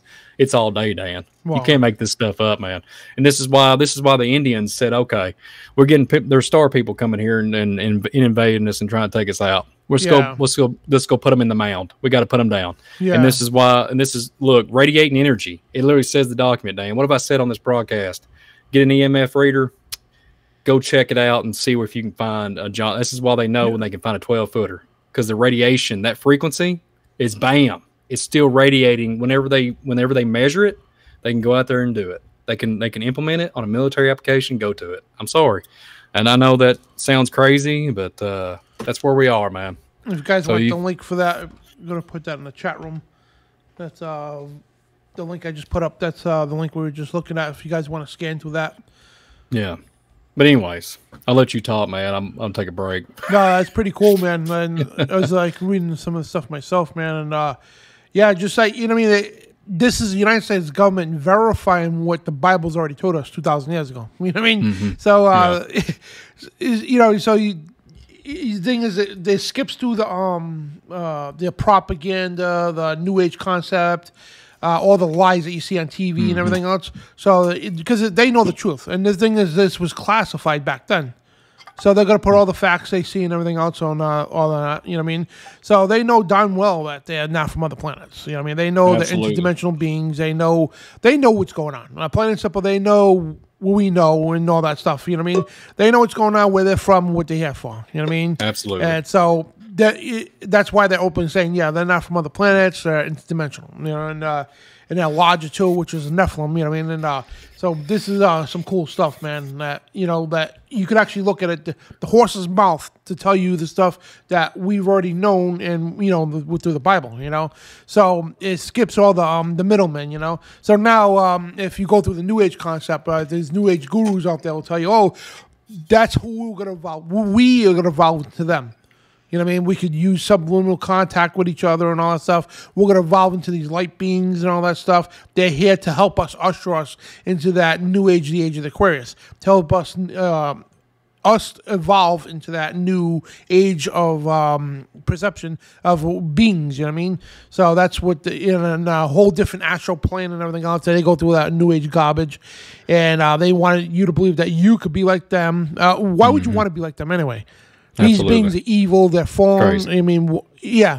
And you notice how things so is like they always promote going to outer space, right? How many times does Jesus say when about bad people? They're going to be cast into outer where? Outer darkness, where be weeping and gnashing of teeth. That's a place you don't want to go. Why is the world promoting that? Oh yeah, let's go into outer space, which is outer darkness. You know what I mean? Yeah. Well, people think it's space, but you know what I mean? It's out of darkness, and that's why the world's always doing it. And it's always, everything they do is opposite of what the scripture says. Amen. I agree, Dan, 100%. And that goes, it just goes along with everything you can call, if they're dematerializing and going into a certain speed, and being able to do that, to give a shout out to somebody, he does a good job. The missing 411 cases, right? The David, I'm just going to say his first name. David does a really good job. Yeah. I've listened to some of his stuff. He talks about NASA. He's talking about some guy he knew from NASA that was literally talking about, they was trying to engineer and literally focus on portals, be able to harness them and keep them open. They know about this. And this is why it's just wow. And then when when these things happen, it's something, there's something about it that we cannot process on our human standpoint. But we have breadcrumbs here of understanding. But the biblical narrative, like Dan was saying, and that's literally all we need. And we're literally saying flying roll, go look it up. I think it's in Zechariah 5, Dan. I think it's Zechariah 5 or 6. It talks about the ephah. It talks about the flying roll. I'm pretty sure it's how you spell that? Rove, R-O-V-E? No, roll. It's my accent. R-O-L-L, like a bread roll. Yeah. A flying roll in the Bible. So that's I'm pretty sure it's Zechariah 5. Yep. There. So there you go. And see, I thought it was like, wow, it's in the document. It's literally 1947. And then okay, so guys, listen, while you're looking that up, Dan, pull it up, please, since I'm on already on I've said Zechariah 10 times and having put it up. But this is what I'm talking about, Dan. They did a darn good job. Abraham Lincoln was talking about the giants in the mounds and the ancient extinct. He said ancient extinct, I think, giants in the mounds of America. This is the mid 1800s, and then you go to the late 1800s. They was teaching and preaching in the pulpits about the Nephilim and the Raphaim. I mean, come on. And then you turn around and it all just vanishes. It literally, and it fits the glove it fits, because after the 30s and 40s, it stopped to slowly trickle back to the Sethite theory, Dan. It's slowly inundated after dispensation, all the dispensationalists, all of it started to trickle down, and then you got the Sethite theory. And then you just pull all the fallen angel, everything to do with the Genesis 6 narrative, and you spin it. It's all sitting there like a glove. 1947. I mean, heck, that was the same year where the Book of Enoch was found, right? Dead Sea Scrolls. Yep. I mean, it's just, it's baffling, guys. It's baffling. Well, look at the connections, like right here. Check this out, right? This is the United States official FBI document, right? And they talk about, it looks like a roll, right? And they talk about people, students of esoteric matters would understand this, right? These terms. You know, talking about locusts and all that stuff. And, you know, esoteric means people understand biblical too. It's part of biblical because it's ancient, you know. And so it goes to here, you know, we pointed out in the Theosophy world and also into the Bible. And Zechariah chapter 5 says, "Then I turned and lifted up my eyes and looked, and behold, a flying roll. And he said unto me, what do you see? And I answered, I see a flying roll, the length thereof of 20 cubits, and the breadth of 10 cubits." Now, understand, guys, all right, we understand today's world, okay, this is where Bible scoffers come out saying, oh, that can't be because you know how big a cubit is, right? Well, here's the thing, right? Today's world, the universal standards and metrics, right, and systems, right? A cubit is 1.5 foot, is a foot and a half, right? You got to understand, right? Back then, a cubit was from your elbow to your fingertips. So if you were a giant, right, if you made a bed that was 10 cubits big, right, and compared to, I don't know, Valerie, right, her, you know, obviously my arm is longer and bigger than hers, right, 10 cubits would be bigger than hers, you know what I mean, or her 10 cubits, right, that's how they measured things back then. So so to go today's, you know, because people got today's view of what these things are, the measurements, so cubits wasn't 1.5 feet back then. A cubit was what the maker, the person who made these things, whatever, the designer, it was according to their standards and measurements, you know what I mean? So today we have the universal standards. So I don't know when this area came upon, maybe the 1800s, whatever, but they say, all right, we're going to get together, decide we're going to make, say a cubit is going to, for now on, it's going to be 1.5 feet. Plain and simple. And a foot too, when you measure something, we're going to build a house, we want it 12 by 12 feet, right? If somebody's got a size 6 shoe, right, and I got a size 13, right, that's a big difference. You know what I mean? That's double the size. So my 12 feet is going to be bigger than their 12 feet. You know what I mean? And that's how they measure. So one day somebody come along to say, all right, we're going to make a foot 12 inches. We're going to settle at that, right? So keep this in mind. Every time you read anything that's ancient, anything the biblical stuff, when you hear measurements, guys, keep in mind that they are not the same as what they are today. Because the reason why I'm saying this for again, because a lot of people who go out of the way to try to debunk the Bible, they bring this up because they know most people don't know that. They'll bring this up to try to make mockery of the Bible or any ancient text and all that stuff. But again, the measurements were different back then. You know what I mean? So there's all kinds of measurements they had, and so that's yeah. So you're looking at this thing. There's a flying roll. Therefore, is 20 cubits, and the breadth thereof was 10 cubits. So it's 20 by 10. You know, so that's whatever that would be. You know, I mean, I come back then, depends. And if the person was a larger stature, that's a big flying roll. Absolutely. Absolutely. And it says, then said unto me, this is the curse that goes forth over the face of the whole earth. For everyone that stelleth shall be cut off on the side of according to it, and everyone that sweareth shall be cut off as a side according to it. And it goes on about, yeah, this is, and what else to that flying, who's seen that in the Bible too? That seen the flying disc with eyes on it? Yeah, talking about Ezekiel. Ezekiel, yeah. You know yeah, I mean? And then, that one, he literally seen the faces. Like, it's literally thought he seen the eyes, but then if you go back and read it, it almost looks like he's referring to, like, he might have been seeing things, like faces. If you really look at it, I'm not trying to add. I'm just trying to, if you really read it and go back over it, you can, he might have just been translating the best he could at the time when he's seeing it. You know what I mean? It's a lot to take in. So Ezekiel 1 and right here, it's like, when the living creatures went, the wheels went beside them, and when the creatures rose from the earth, the wheels rose. So they talk about a space, that would be called some kind of a spaceship or something. You know what I mean? The creatures went into it, right? Into it, and it rose off the earth. Both, you know what I mean? So that to me is some kind of a flying craft. You know what I mean? And again, you got to understand too, guys, and this is going to put a lot of things in perspective too, to easier to understand, right? The fallen angels, right, when they came to the earth here and their offspring, they don't have powers, okay? That, in other words, when God sends his angel, to do a certain thing, the angel would have some kind of power to do something for God, right? The fallen angels, they were strict from those things. So they have to rely on technology to get around, technology to do what they have to do. You know what I mean? They don't have these godly like powers. You know what I mean? Satan doesn't either. He needs this technology, this new world order to be built with his technology they set up, right, from the fallen ones to bring in this new world order. He doesn't have power to raise people from the dead. He doesn't have power to make you disappear or something like that. No, he doesn't have God powers, And so you got to put that into perspective. So you're seeing here, the Bible's talking about how these creatures, rose from the earth. They're called the Nephilim. The Nephilim there, you know what I mean? And said they had to use a ship to get into flying around. The fallen angels and everything. And then, creatures, and then you got this government document saying these things are huge right here.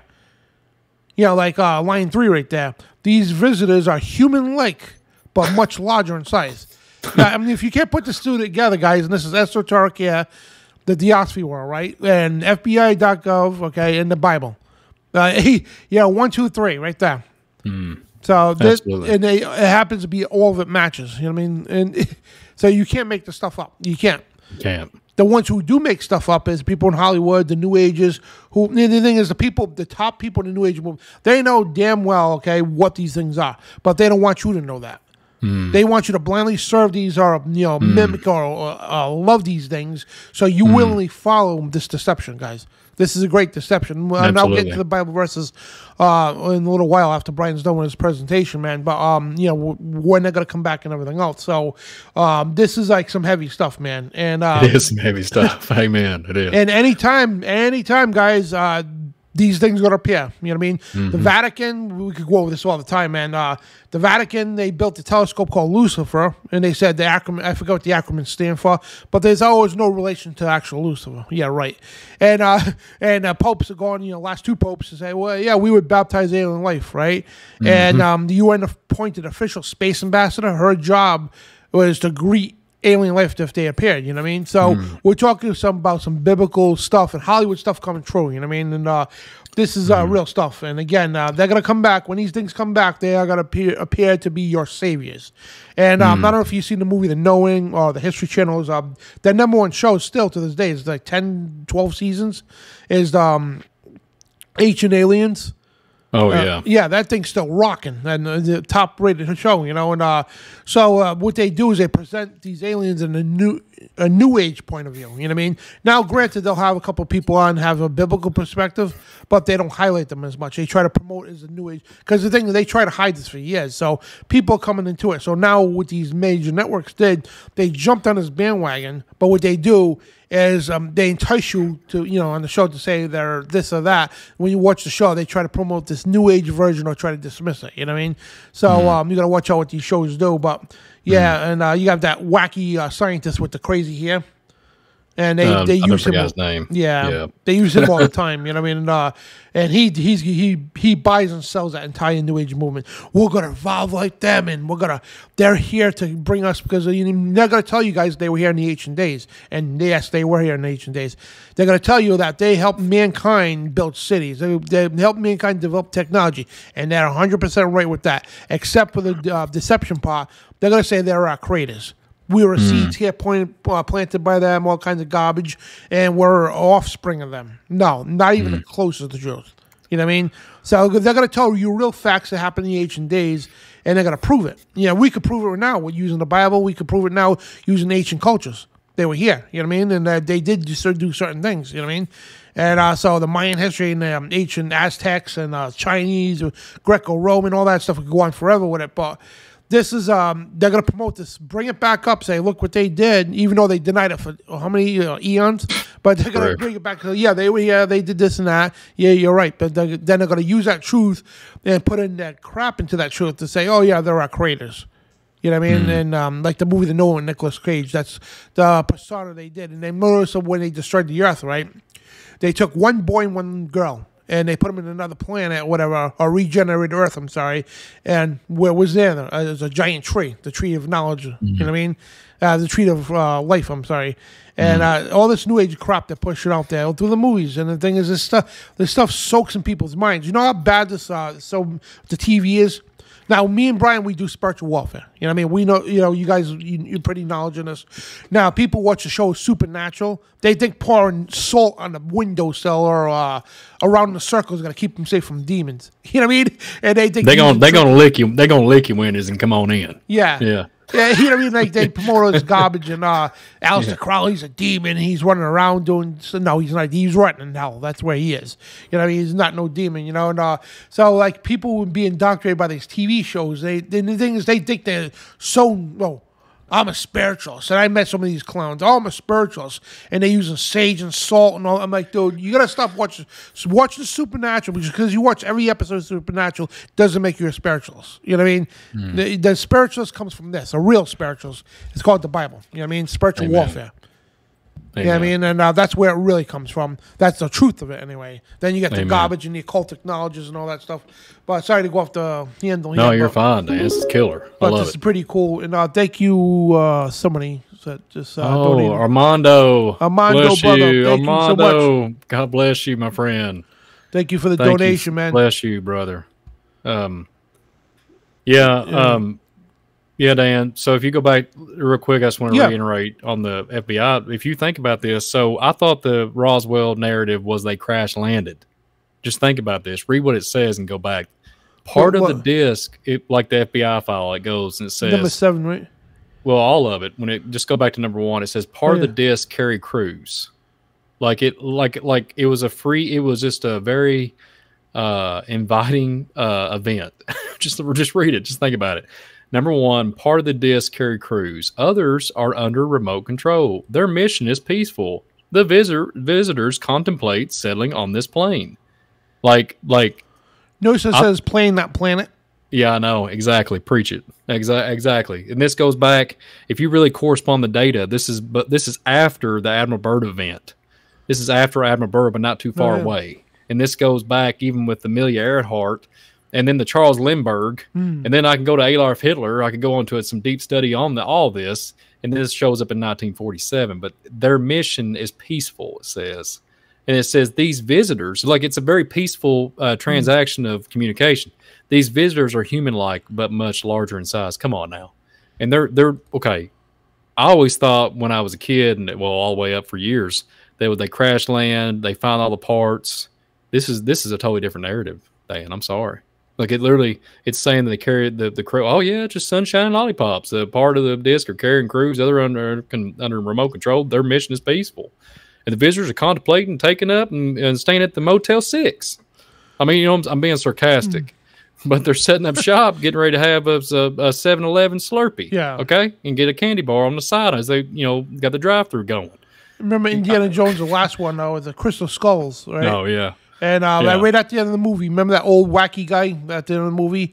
I think it was Indiana Jones asked him where they going or something like that, and he pointed out, I forgot exactly what he said, because they're not going out of space; they're going to another dimension or something like that. Oh yeah.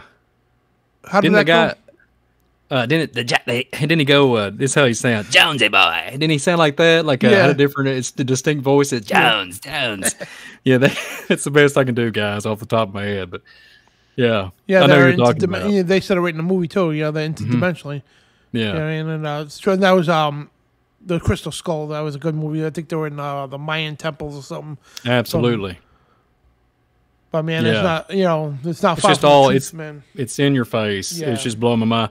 You was reading Zechariah 5. Did you read all the verse where it says that they go to build?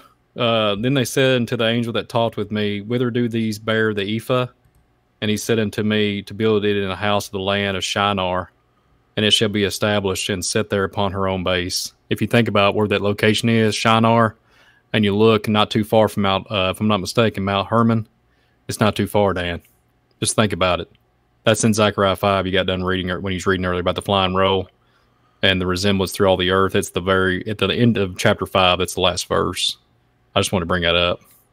I just wanted because it talks about the women and the wings the wings of a stork, and lifted the ephah between the earth and the heaven. And then it talks about the establishment of the Shinar. Like it literally, it says, set it there upon her own base. So I just want to bring that up. That's not too far from Mount Hermon, if I'm not mistaken. Shinar's not. So, and then you look at the valley, you look at all the giant narrative, all the giants that come out. Just think about it. There's a ton of giant narrative out there. We can go back and study giants. There's a ton that came out. This is what I love about the Bible, man. Yeah, I mean, look, you got history, and you got the United States government at the top level. You know, this is like top level. Yeah, remember, guys, this here used to be classified. I'm sorry, it's declassified now, but this was classified for many years, for decades. You know, this document here, and look, the same thing is.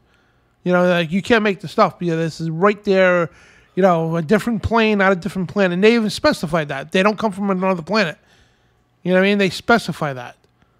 But from an ortho planet, which to me, I think that's interdimensional.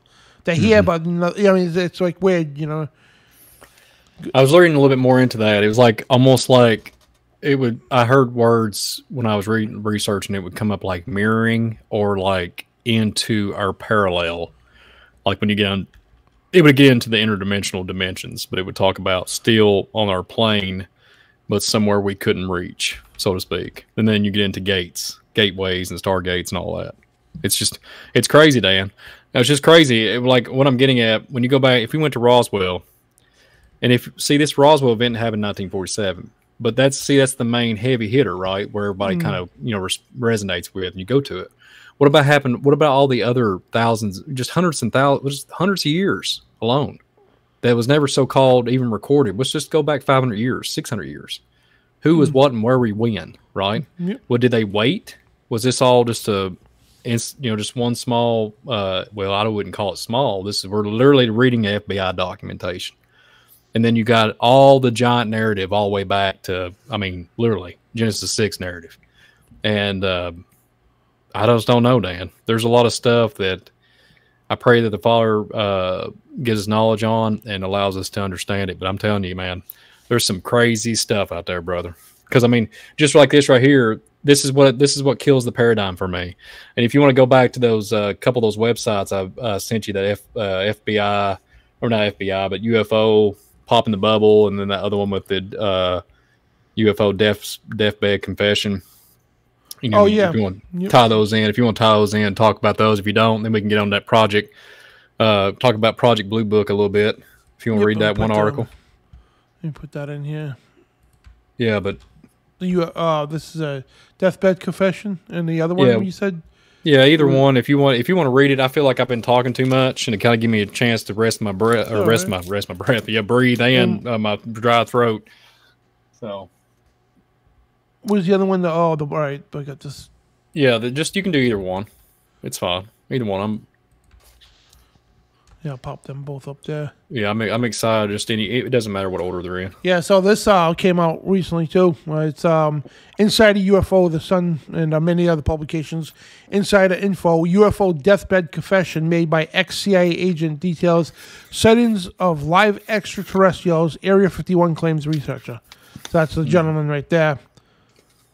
On his way out, he made a confession. A 77-year-old unnamed man shared shocking claims in an interview filled with conspiracy theories. Of course, they say that, conspiracy theory. Even now it's on record, but yeah, it's still a conspiracy theory, Anyway, as he feared he would die for the public if they knew what he believed to have uncovered during his career. So the man claimed that he saw aliens in conspiracy-based extraterrestrial aircraft inside Area 51. So that's kind of funny, right? Now, again, the publication is calling this conspiracy, right? But we just read at the time classified FBI document, saying what these things are. You know what I mean? And but of course, the media is going to label conspiracy. You know what I mean? It's dumb. You know what I mean? And so, in a 2013 interview with UFO researcher Richard Dolan, the man said he worked with Project Blue Book, which we're going to get into in a minute here. Project Blue Book, an investigation on UFO sightings, while serving as a CIA agent from 1957 to 1960. So 3 years he served as a CIA agent. He alleged that Dolan that the agency would get reports of sightings all over the world. Mexico, Italy, and something like that. He claimed that members of the CIA would travel to interview those who witnessed the sightings to determine if they were real or fake. So the man said that the agency was probably getting multiple reports per week of the sightings at the time. And yeah, they were. I did a whole investigation to Project Blue Book, man, and the Majestic 12 as well. So we're going to get into that in a minute, yeah. So the man claimed that he was part of the Majestic 12. I was just going to say that, yeah. He was part of the Majestic 12 investigation into UFOs, which is another conspiracy. So you notice how they gotta keep throwing that in? Oh, conspiracy. This is documented. Okay, these things are operate. I mean, like even Wikipedia right here.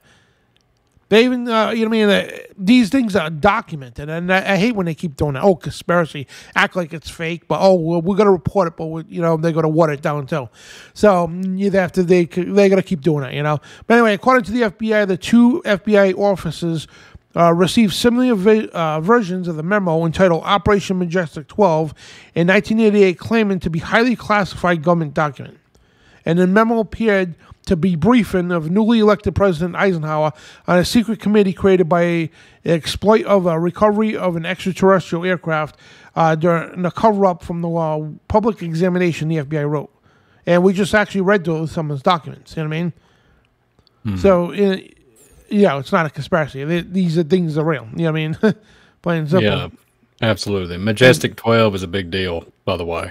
Yeah. Big deal. Huge. Yeah, and the Majestic 12, if you want to know, there are guys.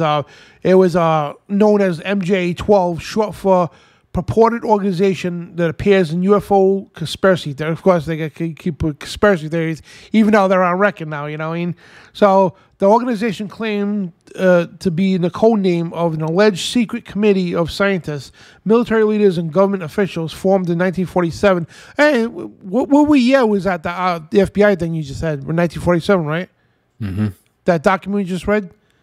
Yeah, this was formed in 1947 by an executive by the U.S. President Harry Truman to facilitate the recovery and investigation of a space alien craft.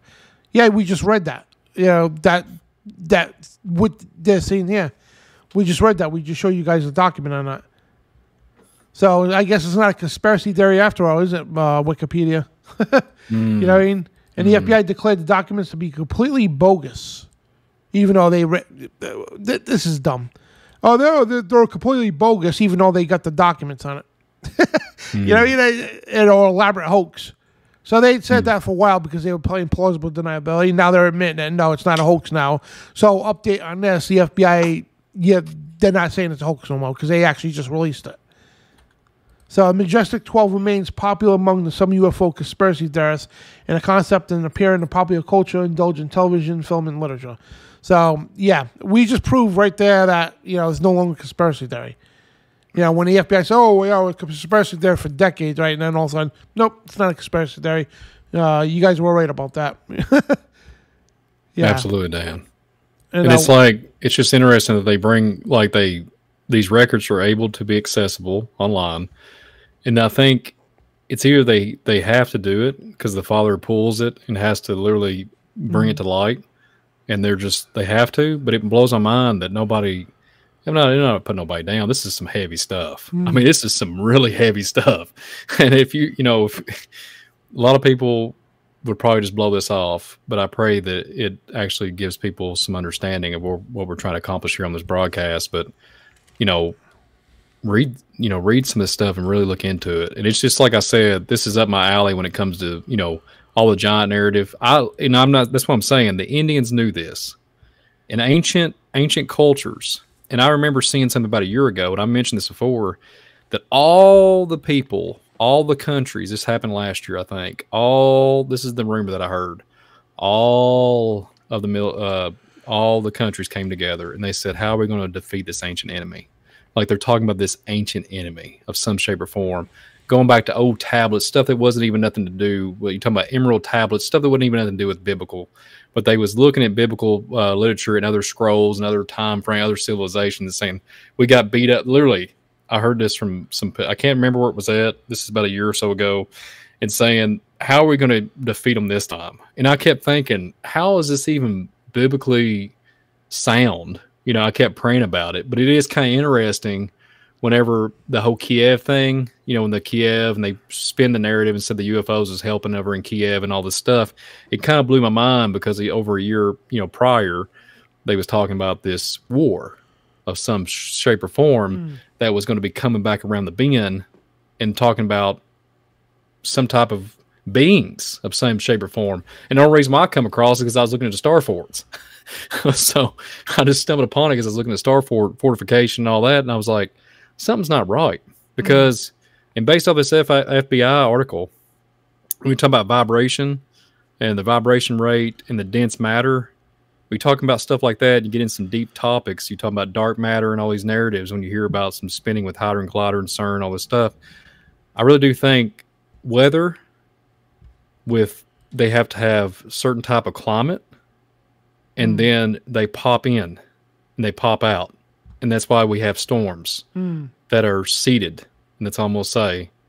And there's something about that. And I'm going to talk about that on a show down the road. There's something about that, and it just resonates with me when I'm thinking about gates and portals. And then I look at, you know, when you did scientific stuff when you was a kid in science class, you just touch dry ice and this little tiny basic chemistry and stuff, and you just mess around with stuff. And they still call it science. I remember just how things work, and I try to do it and grow it on a bigger scale now. When you're an adult, you try to replicate what you learned as a child and try to think about it on that larger scale. I don't really like to be, you know, like suppressed, like to a certain extent. You know, like when I see something, I think about, could I re-engineer it some other way is what I mean. Like, can you take it differently than what I've been told and make it work?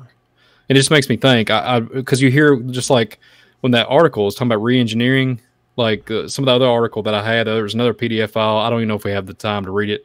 There's another FBI or another UFO report, a PDF file I gave you. We won't have to get much into that, but it's something to do with Roswell. They re-engineered some of the UFO stuff. Not the one about the disclosed location in Kentucky, but there's like a truck ton of data there on that PDF file on the other one that we haven't even showed the show yet. But it talks about re-engineering and literally talks about the same craft that was in Roswell. So my question is, did they freely? Here's my question, Dan. Did they leave? Did they freely their visitors? Because it says in the article or in that document says that the visitors contemplated settling on this plane. Did they settle or did they leave? It seems like to me they set up shop. They didn't leave because I don't see anything. It doesn't say anything about them leaving. You understand? It says they come in. Their mission is peaceful. Did they successfully reach their mission? That's where I'm at. Did they literally successfully reach the mission? Mission was to have contact of some shape or form, and then expose themselves in that point. Did the visitors they contemplated settling on the plane? Why did they even mention that in that article? You know what I mean? There's something to it, Dan. I'm just saying.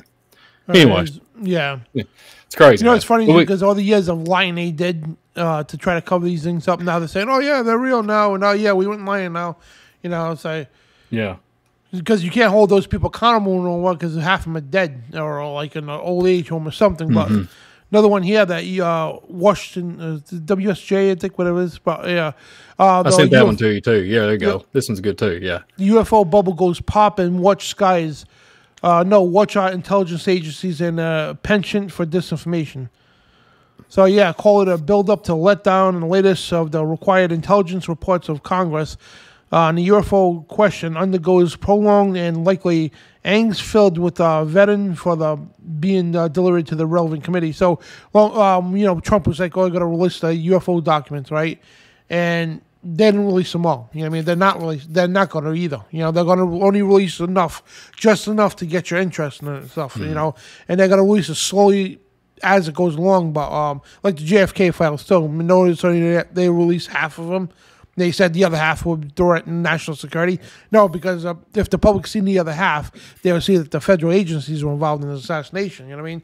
But government involvement with this too. That's why they're not releasing everything too, because they've been working with the governments for since, God knows how long, they've been working with our government, giving them technology in exchange for whatever, And a lot of people think it's human sacrifice or just people in general, because you're going to remember these things are fallen beings, and demons and whatnot.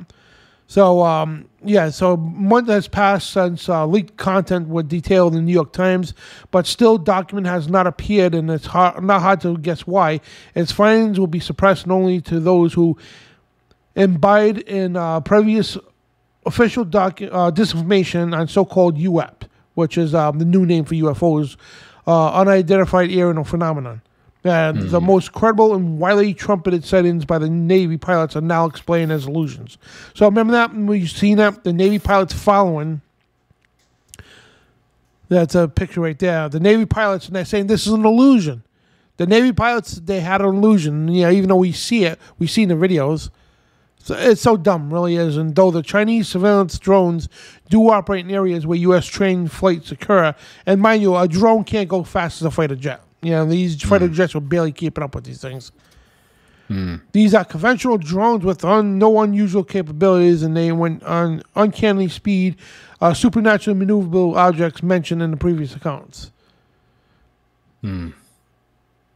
So, you got one side try to give the information out, the other side try to cover everything up. And see, another thing that blows my mind was we literally just read a document, 1947, talks about literally materializing, vibrating rate, going in and out. If you attack it, your ship blows up. You know what I'm saying? Like it literally tells you that. Like they go in and out without a trace. They have dense matter. They change and they flip flop, and they can go like. What are we talking about here, Dan? There's nothing else to be said. Yeah. Like they're popping in and out. They're able to do it. This character happened to be a larger like man in the document 1947. I'm sorry, Dan. There's no documentation. What we just read about a little green men, little midget, little tiny men, and green circle head men, green men that are. There's nothing there, Dan. And then it's all of a peaceful it's a peaceful event. It's not nothing to crashing.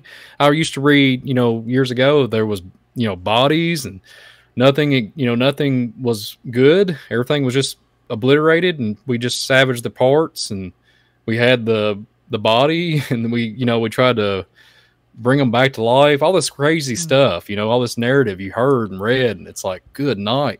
But this documentation here, there's really nothing else you can say. And I got another one here, too. This is kind of weird, right? This article, only one publication has it. Like me and John Pounders, when I had him on, we did a show on UFOs last year. Me and John Pounders, which, by the way, guys, I think he's coming on next week or the week after. John Pounders from ICTV, he's coming on to join us in the show. But we brought this article up, and we couldn't find it for nothing. And it was only, because this was all over the news. UFOs left radiation burns and unaccounted for pregnancies, and a new Pentagon report claims. So this is an actual Pentagon report that was claiming that from UFO sightings, right, it was given unwanted pregnancies, unaccounted for pregnancies, I'm sorry. In other words, it could be a woman that's a virgin or something, and all of a sudden they're pregnant, and I'm not saying it's like some kind of immaculate thing, no, because they implanted these babies into people, and that's what they do.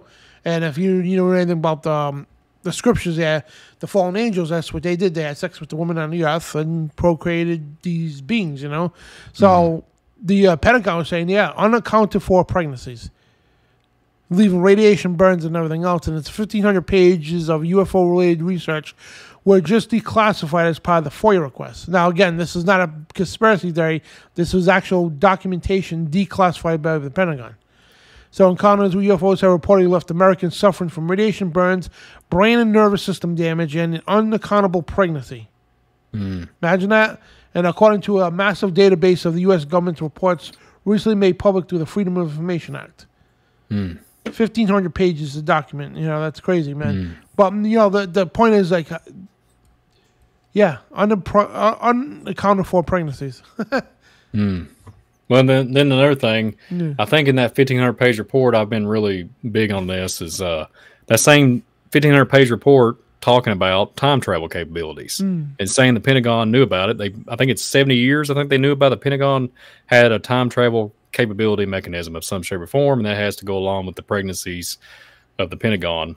I'm pretty sure it's in the 1,500 pages on the FOIA. Absolutely, Dan. It blows your mind. So here's the thing. So let's just think about it for a minute. So radiation burns, all this stuff. Just think about what we just read. I'm just going to simplify it. Just think about the FBI records that we just read. A radiant energy. Think about it. They literally was picking this up in 1947. Like, it literally says it. Yeah. It says it. It straight up says it. So there's something there. There's something there there's evidence there to be studied. And I know they know. I know they know how to work around it, obviously. My point is, there you go.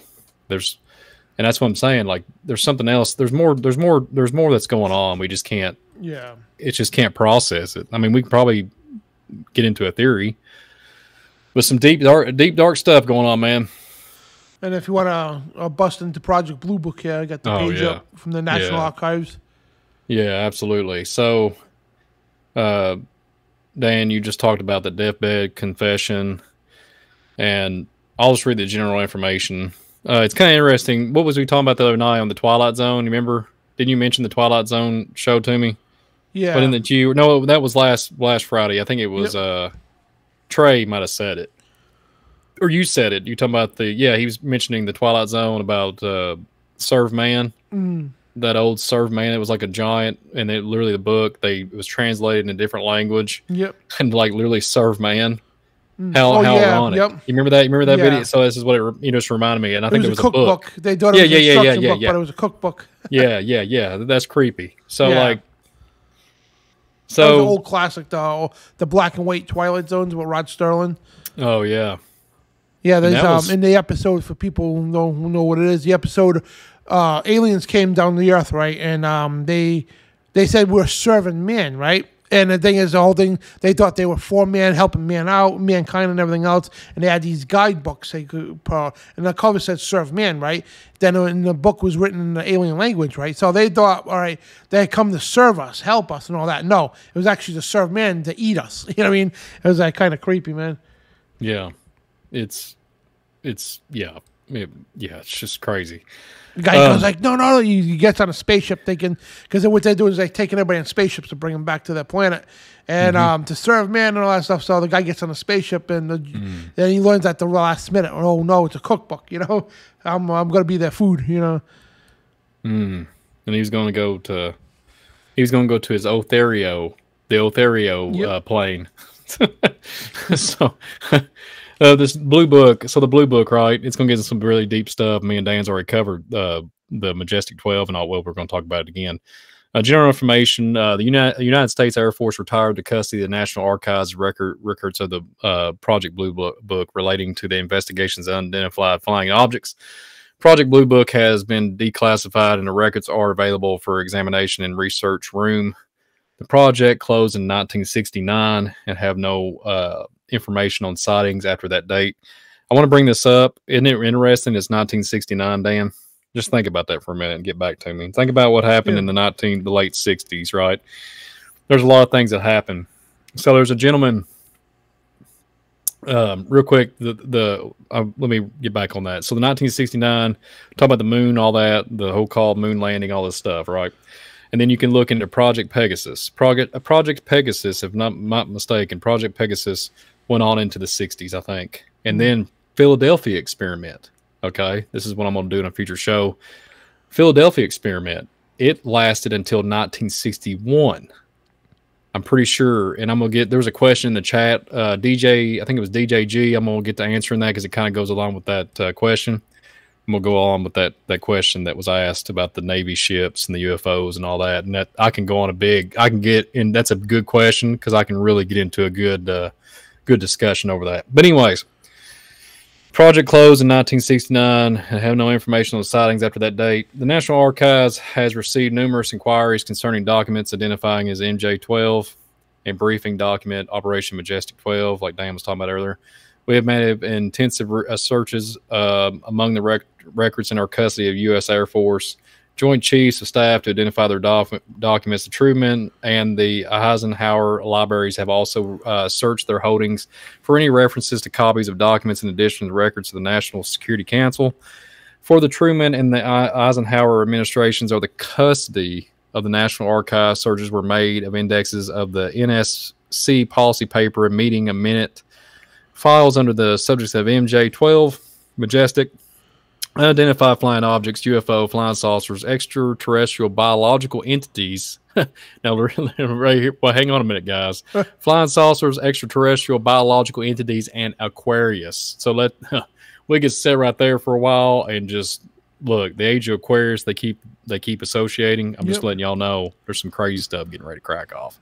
So we could sit right there and talk about that forever. But these researchers, was you going to say something, Dan? I'm sorry.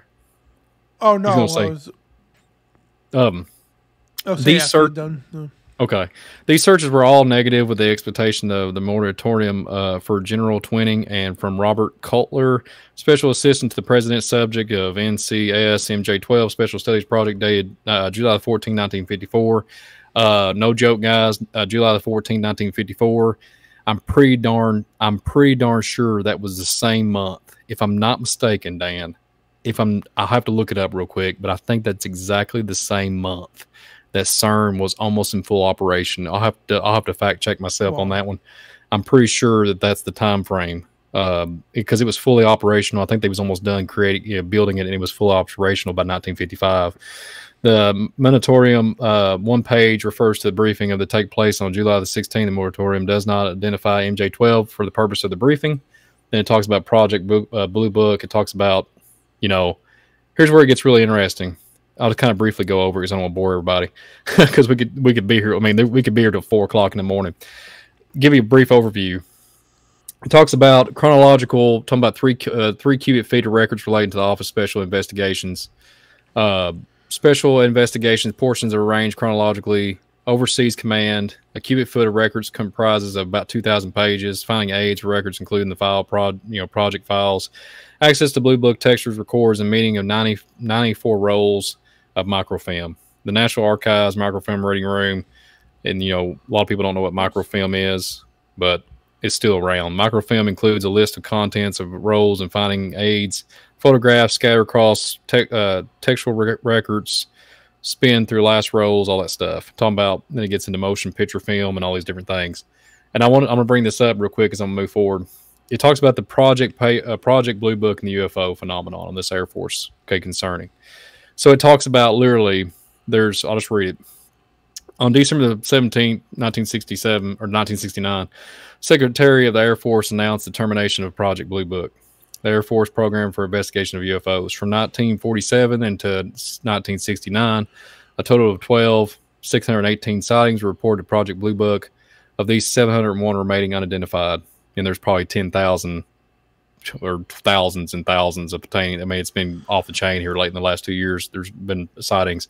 The project was headquarters of the RAF, or Wright-Patterson Air Force Base, whose personnel no longer received document investigation UFO reports. And then it goes on and on, talks about the different findings of the Project Blue Book, different things, aerial phenomenon, similarities of different things, Washington, all this stuff. But I want to get into this real quick and go down to Majestic 12 and the MJ reference. So it talks about these different documents and all this. If you scroll down, Dan, because there's a lot here to read, I'm going to skim through it. If you start going down through everything and you go to the Roswell incident at the bottom and literally look at this for a minute, let's just stay here for a minute. So this Roswell, it's the very last page of this document, the Roswell incident. The National Archives is unable to locate any documentation among the Blue Book records, which discuss the 1947 incident in Roswell, New York. Okay. On September the 8th, 1994, the Secretary of Air Force, Sheila Winnell, announced the United States Air Force has completed its study to local records relate to the 1947 incident near Roswell, New Mexico. Project UFO researchers claim the extraterrestrial spacecraft. Now, here's what cracks me up. Research claimed that extraterrestrial spacecraft and alien occupants were recovered near the Roswell in July of 1947, and the fact was kept from the public. Okay, so let me reframe, Dan. How in the world does that narrative, the recovery It says the extraterrestrial spacecraft and alien occupants were recovered near Roswell. This is the same narrative I've heard all my life. Yep. That it was a recovery mission. It was they were recovering. It's a nightmare. There's death everywhere. This is what there's bodies, there's aircraft, whatever. That's what they're saying here. At the request of Congressman Stephen Schiff, the General Accounting Office initiated an audit in February 1996 to locate all records relating to the Roswell incident and determine if the records were properly handled. They wasn't. It was a completely end result published by the headquarters U.S. Air Force in 1995, the same year my grandfather passed away. I'm just throwing it out there. I could talk about that here in a minute with my Navy connection. The publication is entitled The Roswell Report, Fact versus Fiction in the New Mexico Desert. This publication may be obtained from the U.S. Government Depository Library. There's the reference number. Here's what blows my mind when you get down into the bottom of it. The General Accounting Office audit involved a number of government agencies by local Air Force. To support this audit, the Air Force initiated a systematic search for the current Air Force offices, as well as numerous archives and records centered, which might help explain the incident. Air Force officials also interviewed a number of persons who have had knowledge of these events prior to these interviews. Secretary Winnell released these persons from any previous secretary obligations that they may have restrictions to their statements. Here's where it gets interesting. The Air Force research did not local or develop any information on the Roswell incident. Was a UFO event, nor was there any indication of a cover-up by the government.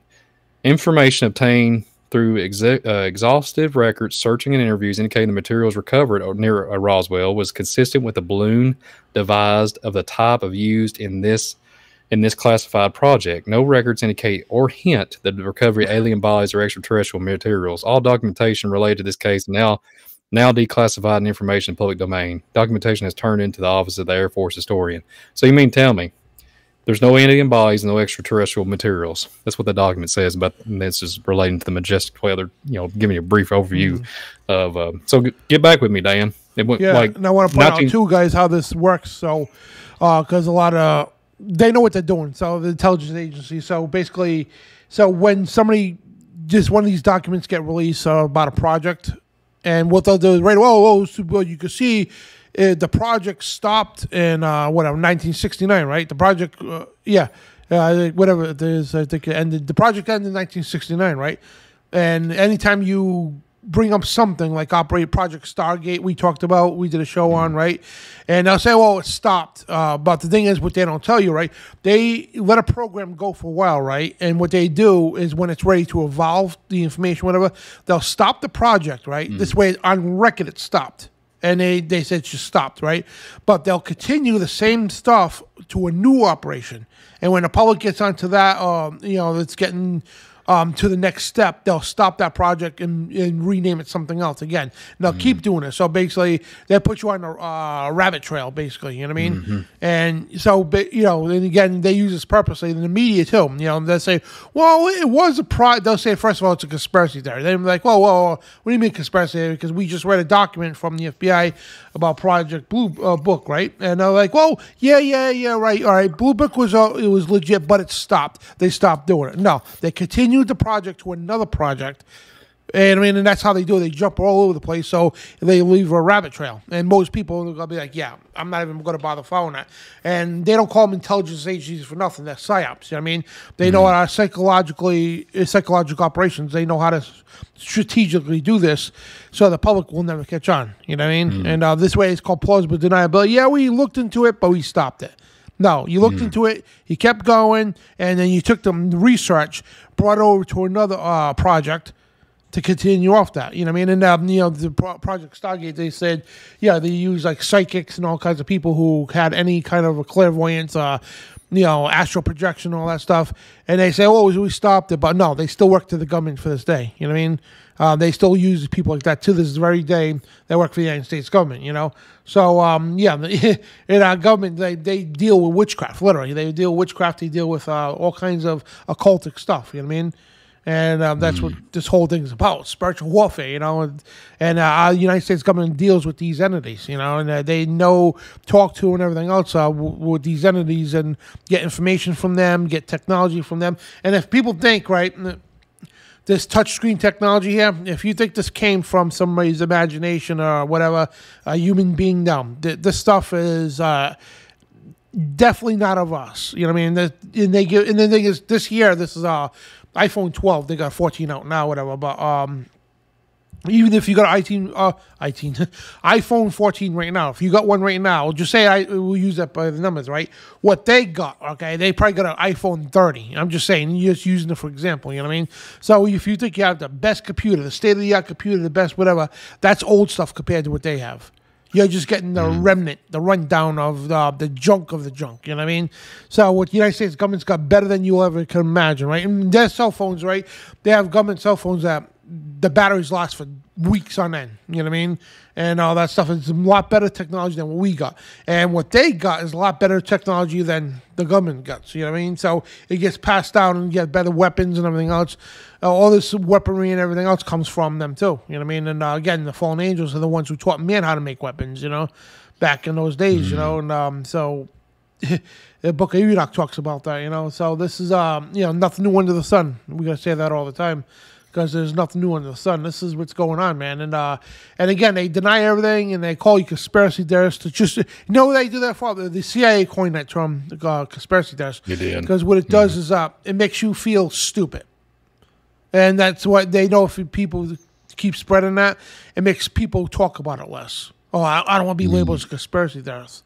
Well, too bad I am. I mean, if you want to call me conspiracy theorist, and the conspiracy ain't fake, you know what I mean? Because there's criminal charges for conspiring. You know what I mean? The conspiracy is a big thing. You know what I mean? If you conspire, what does that mean? Two or more people gather together to discuss to plan something, regardless if they do it or not, right? In other words, if Bill in the chat room, right? Bill and DJ, right, in the chat room, and Uncle Obvious, right? If you three people got together and say, all right, we're going to buy that 1969 Ford Mustang, right? We're going to rebuild it. You're conspiring to do something, regardless if you guys actually do it or not. That's called conspiracy. You know what I mean? But they say, "Oh, conspiracy theorists," and and it's funny too how they do that, right? In their world, right? The word "dairy" means it's not. It could, it could be fake or real, whatever. It's just a theory, right? But when it comes to evolution, the theory of evolution happens to be fact. But anywhere else the word theory pertains, it's not real. You know what I mean? It's kind of weird, man, how they do that. But yeah, this is right there in your face, man. You know what I mean? Like Brian says, you can't make this stuff up. And just we nailed it to the wall. Yeah. I'm sorry that it's just the way it is. And then you can't make it up. You just can't make it up, like you said. And real quick, I just want to throw it out there. So he's talking about July the 14th, I think, 1954. CERN was established. And get this, no joke, Dan. 9/29. We know how that a number. I don't know if when you get into that numerology and stuff. 29 is a big that type of year on September. Everybody's I don't know. Anyways, let's not get into it. I don't want to mess up the broadcast. But 9/29, that'd be September 29th, 1954. No joke. Same year. Can't make it up. And then not in 1955, I'm pretty sure it was up and running. So all the data. Everything that came from 1947, and then you can get into this real quick, Dan. I don't have a slide or anything, but Valiant Thor. Have you heard of the narrative of that Valiant Thor?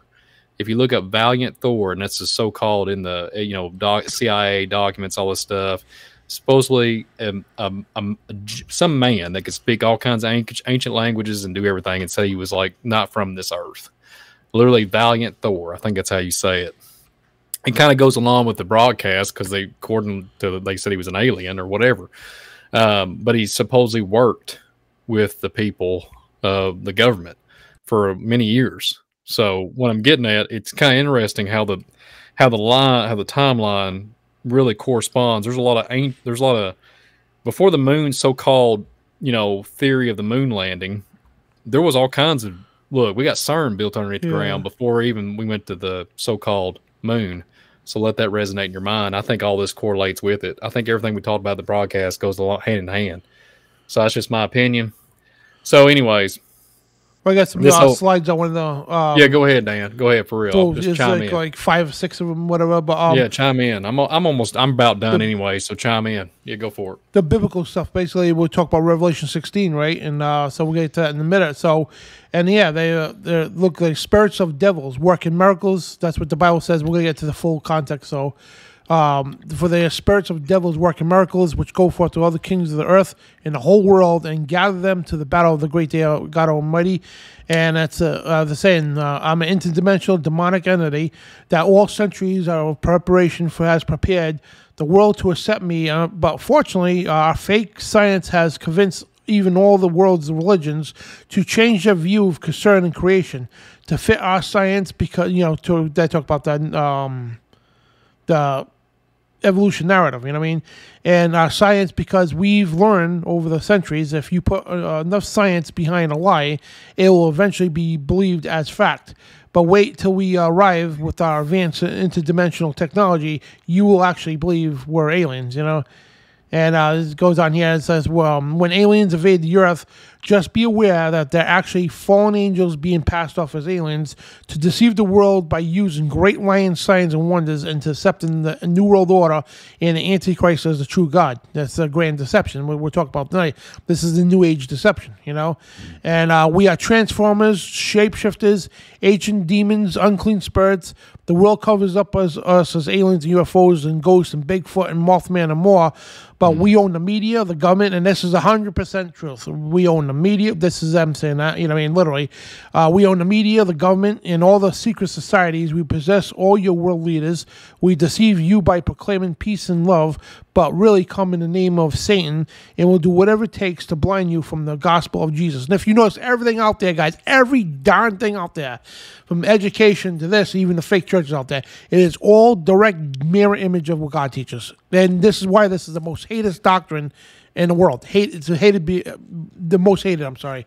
So everything they teach in school is a complete opposite mirror image, complete opposite of what God teaches you. And they do that purposely. That's what they're doing. And this is Aleister Crowley, right? And this is when Aleister Crowley's life, he lived through the 1800s into the almost, I think, the mid-1900s, whatever the case. But this guy was known as a beast, right? And now, when it comes to the occult, all right, he was the cream of the crop. You don't get any higher in the Illuminati or whatever the case. You don't get any higher than Aleister Crowley was. This guy was the pinnacle of evil on this planet, besides the Antichrist himself. You know what I mean? So now, mind you, right, even people in high levels of the occult, they know that these are not aliens from other planets. They're not going to tell you that, but they know that, right? They know that demonic spirits. So Aleister Crowley, right? This is he drew this picture because he said the only demon that physically manifested to Crowley looked like this. He drew this picture of a demon that manifested to talk to him, right? And look, what does that look like to you? It's an alien, right? But this is what Aleister Crowley said, right? He said, today they call them angels and demons, because even the churches back then, they said they were angels or demons, you know what I mean? And tomorrow they will call them something else. Now, come 100 years later, what do they call them? They're not calling them angels and demons no, they're calling them aliens from other planets, And it says, I'm not from... I'm not an alien from outer space. I'm a demonic fallen angel, but I'm not extraterrestrial, but interdimensional. I come in the name of Satan, and my purpose is to deceive you and harm you. Now, excuse me, we already went over this with Ezekiel seeing these UFOs. And it says, every living creature ran and returned in the appearance of a flash of lightning. And Ezekiel 1:16, the appearance of the wheel and their work was like the color of a beryl. And they had one likeness in their appearance, and their work was at the wheel of the middle of the wheel. So I'll talk about them going to the spaceship. We already went over this. Now the last slide here. So this here, Revelation chapter 16, right? So it's now what's going on today, guys? What are we hearing in the news, right? What's drying up right now? The Tigris and the Euphrates River, right? They're almost bone dry, right? So check this out, right? And that's why they're promoting all the alien stuff. They're like really push fast tracking it now. Pentagon's releasing all the information. Movies are coming out. All these shows on Netflix. I'm sorry, not Netflix. The History Channel, Discovery, all promoting this alien agenda. They're ramrodding this whole new age version of the aliens, right? Well, fallen angels, right? So the the Bible talks about this. Revelation chapter 16, verse 12. Yeah. So the sixth angel poured his bowl on the great river Euphrates, right, and its waters dried up, and so it was a way to make basically they're drying the river up so the kings could make their way from the east to be prepared. Right now, check this out. You got to really understand this. All right. I saw 3 unclean spirits, right? They look like frogs. What does that look like to you? That sounds like a reptilian. That's one of the most famous forms of, these so-called aliens, right? And check this out, right? 3 unclean spirits, right? That look like frogs, right? Coming out of the mouth of the dragon, out of the mouth of the beast, and out of the mouth of the false prophet. What does that mean? Well, who's known in the Bible as the beast? The dragon, Satan. Who's known as the beast is the Antichrist, and who's known as the false prophet? It's the religious leader, which I truly believe it's the Pope. So basically, through the authority of them 3, they're going to reveal 3 unclean spirits to the entire world, and they already talked about this in the world, the United Nations and all that. When these things come to see us, whatever, they're going to reveal them. You know what I mean? They appointed a space ambassador and everything, right? And it says, for they are spirits of demons performing signs which go out to the kings of the earth in the whole world, the whole entire world, okay? They're going to perform all these signs of lying miracles. That's what they are. And they're going to gather, and they're going to go to all the kings of the world to put them all together, the New World Order, one world government, to gather them to battle the great day of God Almighty, which is, in the Bible says, they gather them together in a place called Hebrew for Armageddon. You know what I mean? And so that's what these things are, guys. That's what the whole thing is. They're going to unite the world together to say I don't know if they're going to say there's a enemy alien force coming here to destroy us, referring to God, right? And they're going to try to, the fallen angels and all these demonic spirits, Satan himself, all that, they're going to be there, all right, when this happens, right? All the world's power, the tanks, the planes, the bombs, and everything else. And when God, because they know God's coming back, you know what I mean? When Jesus comes back and all that. So they're going to be prepared for that. So when he comes back, they think they're going to somehow defeat God, right? Yeah. That's not going to happen. We know what's going to happen, you know what I mean? So, but don't be deceived, you know what I mean? Because these things are going to go around the world doing things that look like miracles to you. And a lot of people are going to fall for this. And then, you know what the sad part is? The sad part is you walk into a local church, right? You ask them what their views on aliens, UFO. They're not real. The Bible has nothing to say about them. So this being said, right, most of these, I call them mainstream Christians, right? What are they going to do? They get told, number one, we're not going to be here for any of this stuff, right? The pre-tribulation rapture stuff, right? Number two, they say, well, the stuff ain't real. So what is the average Christian going to do out there? Now, put this in your head, right? You wake up tomorrow, right? Ships all over the sky. It's all over the news. The Pope's on TV with the world leaders, right? We come in contact with alien life, right? They come on TV to say we come in peace and we're gathering the whole world together for one beautiful world order, however they put it, right? So what is that person that goes to churches that have been told by the pastors that's not in the Bible, the Bible has nothing to talk about, that have been deceived by these people, right? What are they going to do? They're going to take their Bible, right, and they're going to toss it. Oh, the Bible, I guess the Bible's wrong. That's what they're going to do because they don't know that. That's the importance of knowing the scriptures for yourselves, guys. That's where you have to drive home every show, that you need to know this for yourself. Don't take me and Brian's word for it. You need to know it for yourself, because if you don't know this stuff, you're going to be deceived. How many Christians out there? There's going to be billions of people that so-called believe in God are going to easily be deceived by this coming stuff. Easily. Because they're not told in the pulpits out there that this is happening. You know, the churches should be preaching this stuff, especially now, what's going on now. The churches should be out there right now telling people, getting them prepared. Guys, listen, we are going to get invaded or visited, whatever the case. You need to get ready, because these are not what you think they are. They are demons. They're unclean spirits, like the Bible says. You need to, and the pulpit's not doing that.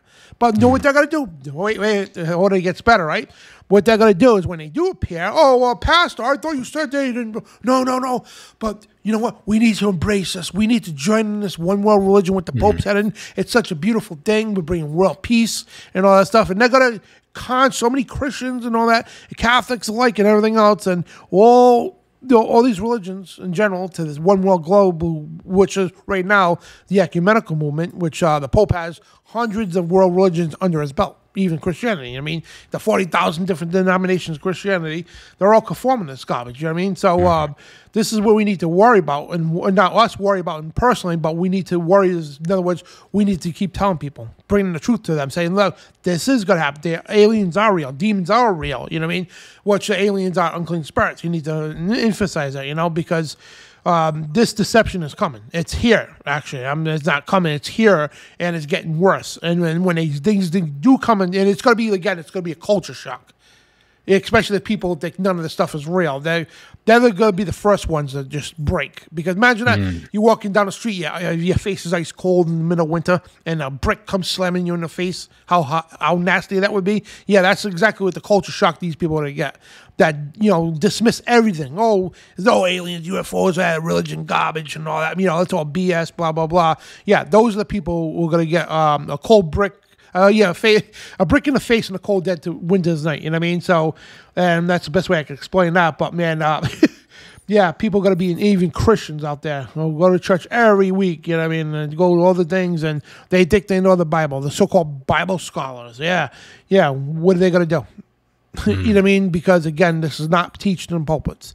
And thank God for shows out there. You know what I mean? Us, ICTV, Cutting Edge. You know what I mean? All these shows. You know what I mean? Visual Disturbance and all that preach the stuff. Jimmy Vision and all that, because we need to get the stuff out more. You know what I mean? We need to. And you guys are watching out there. You need to tell your friends and family too that this is coming, and they don't be deceived. What you think they are is irrelevant. You know what I mean? Then you get the New Age movement here. The New Age is, oh man, they're going to jump all over this like no tomorrow. They say, we're going to be like them. We're going to evolve. And they get to that kooky stuff. You know what I mean? We're going to evolve into them. These beings of light. Oh man. They get, it's crazy, man. And the Bible says too, the whole world is deceived. The whole world.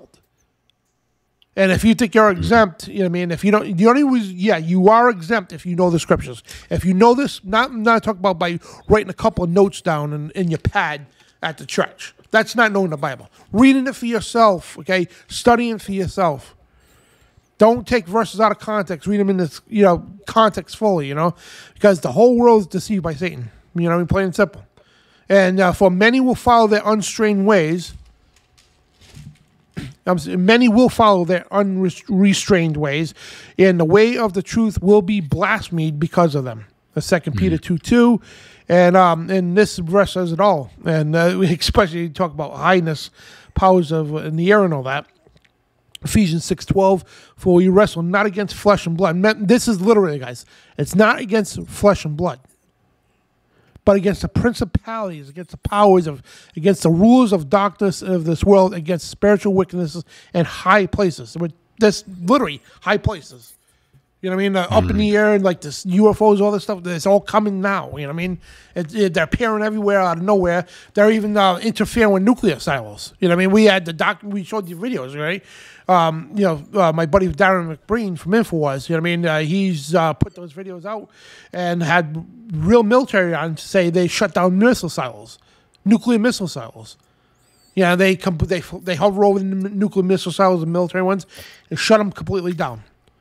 Yeah, they shot rockets out of midair. You know what I mean? They launched missiles and they shot them out of midair and disabled them. You know what I mean? Right in midair. You know what I mean? And so we're at that doorstep, man. And so we need to emphasize to people, everybody out there, is like, listen, these are coming. I don't care what you have to say.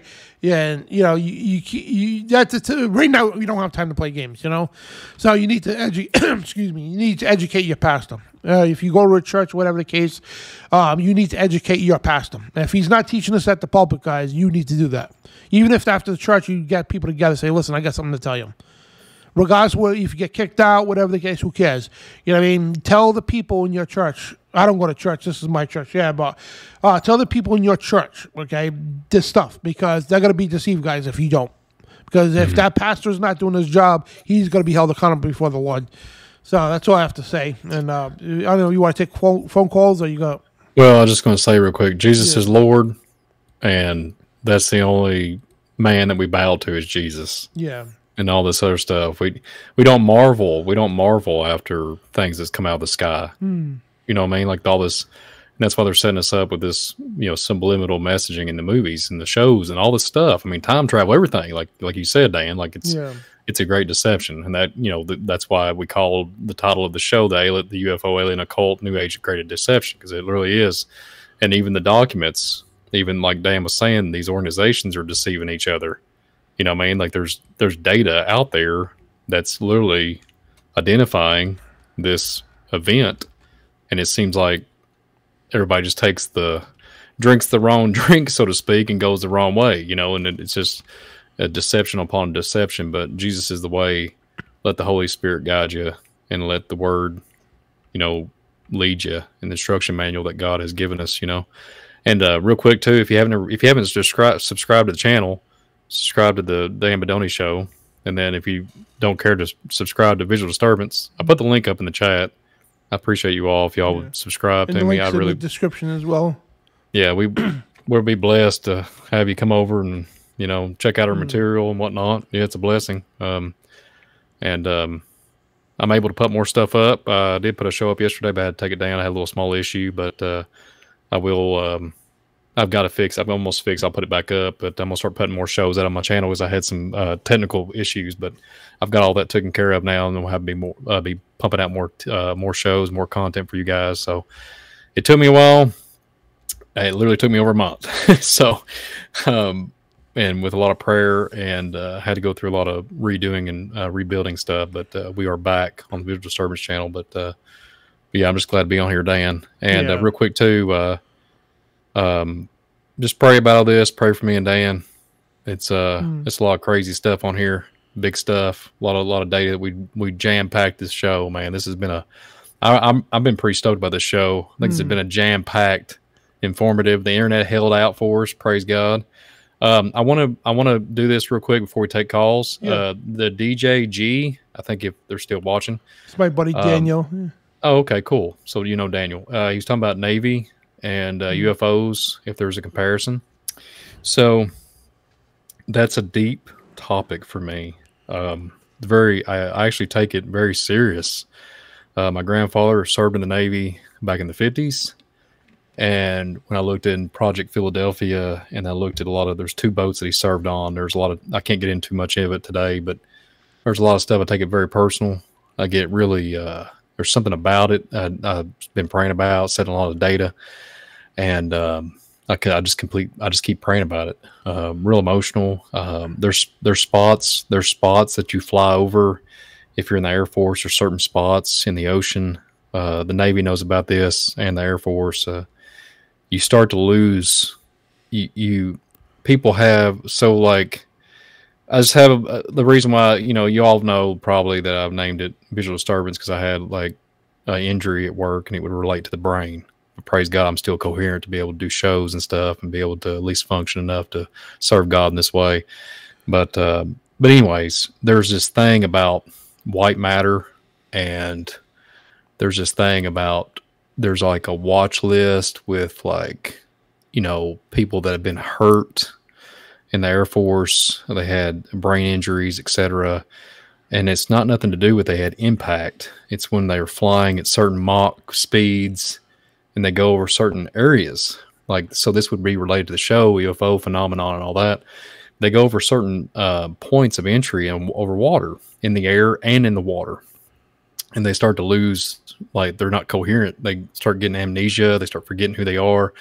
And then they start even showing symptoms and of not being coherent anymore. And there's a lot of brain activity that causes, they're just issues all around. And I pray for those people. And I think it was a 6 million on a watch list. I mean, it was blowing my mind when I found this data a year or so ago. But it kind of goes along with the show, so I mentioned it. I'm not going to get into too much personal stuff with me, but I'm just going to, that's why I take it personal with the whole Navy narrative, with the UFO narrative. I think it has to do with gates, like gate portals and entry points. And I think when you get up to a certain altitude, we all know that they have to be on oxygen. And I think there's something about so something about the signature of that frequency. It might damage the brain to a certain extent. But here's the thing: some of these people that have these injuries, they start exhibiting other intelligence, they're analytical. They become more intelligent in other ways. They lose senses that they used to have and abilities, but they more in, on an intellectual side, they can speak different, know how to play guitar, different abilities that they couldn't before this happened to them. They, Air Force, Navy, and it just blows my mind that there's certain access points that kind of goes along with UFO portals and stuff. So getting the UFO, back to your question, Daniel, I absolutely think the UFO phenomenon in the Navy, that's why they have circuits, like the circuitry of the in and out, and they know where not to go. So, like, I really do think there's literally a comparison to why there's a UFO phenomenon. Dan could probably show up that map that we had the UFO stuff earlier. You can kind of scroll out to the Arctic and the Atlantic and all that, and you can see the red dots everywhere where they had unidentified flying sightings. But it's interesting that when you get into the Bermuda Triangle and all that, and the circuitry, when the ins and outs, it's like they're on their own circuits. They can't veer off the path, is what I'm getting at. So I kind of take it, But anyways, that's all I got to say about that. I hope that answered your question, Daniel. Yeah, man. Guys, before we open the phone line, so I just want to point out, please don't talk about elections and don't talk about medical stuff, just because of YouTube. And I don't like it, but unfortunately, we have to respect YouTube's boundaries and their guidelines. So, because we are using that platform, and yeah, they should honor free speech. Yes, absolutely, but I don't want to deal with that right now, and I don't want to take the show down and have to edit it. So just don't talk about anything medical, if you know what I mean. The Koofy juice or anything like that, or the elections or whatever the case. Just try to stay on the subject, or if you got a testimony, or if you actually seen something yourself, let us know, And I'm putting a phone number in the chat room, and also the link if anybody wants to donate toward this ministry and all that, because it helps pay for equipment and everything else, and we're always needing new stuff. So, and Armando, appreciate the donation as well. Thank you guys for just watching. You know what I mean? And the best thing you could do is pray for us. And we do got a Venmo, PayPal, and a Cash App. So we do 3 different ways to pay. The donate. So the links are in the description of the video. If you wanted to use a PayPal or a Cash App or a Venmo or whatever, we got those in the description. But this new site we got, Ko-Fi, I think it's called .com. You can use like any kind of card on it or whatever. You know what I mean? You don't have to sign up for nothing. It's pretty cool, and it goes to the donation page or whatever. So I appreciate that, and it helps keeps the show on the air. You know what I mean? It really does.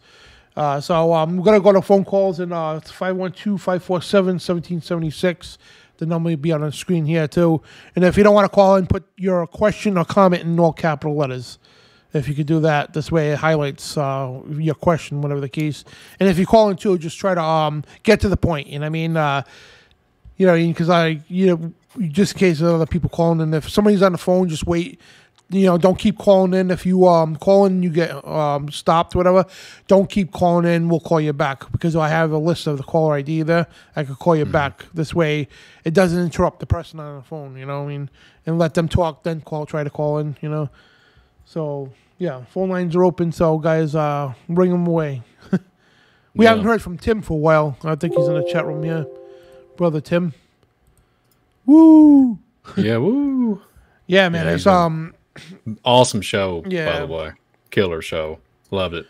I think a lot of people got to be deceived. They're already deceived now, man. Like, just the garbage out there on the TV and everything, and the whole New Age thing, we could do a show on its own. I mean, it's crazy. Oh, thank you, Terry, for the donation as well. Terry, bless you.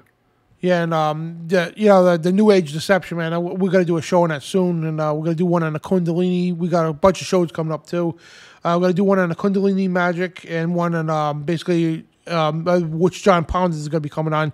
We're gonna be talking about everything in the recent news. How I don't know if you've seen the publication. I forgot which it was. I think it was at Disney that says something Santa Claus, but they put Satan purposely.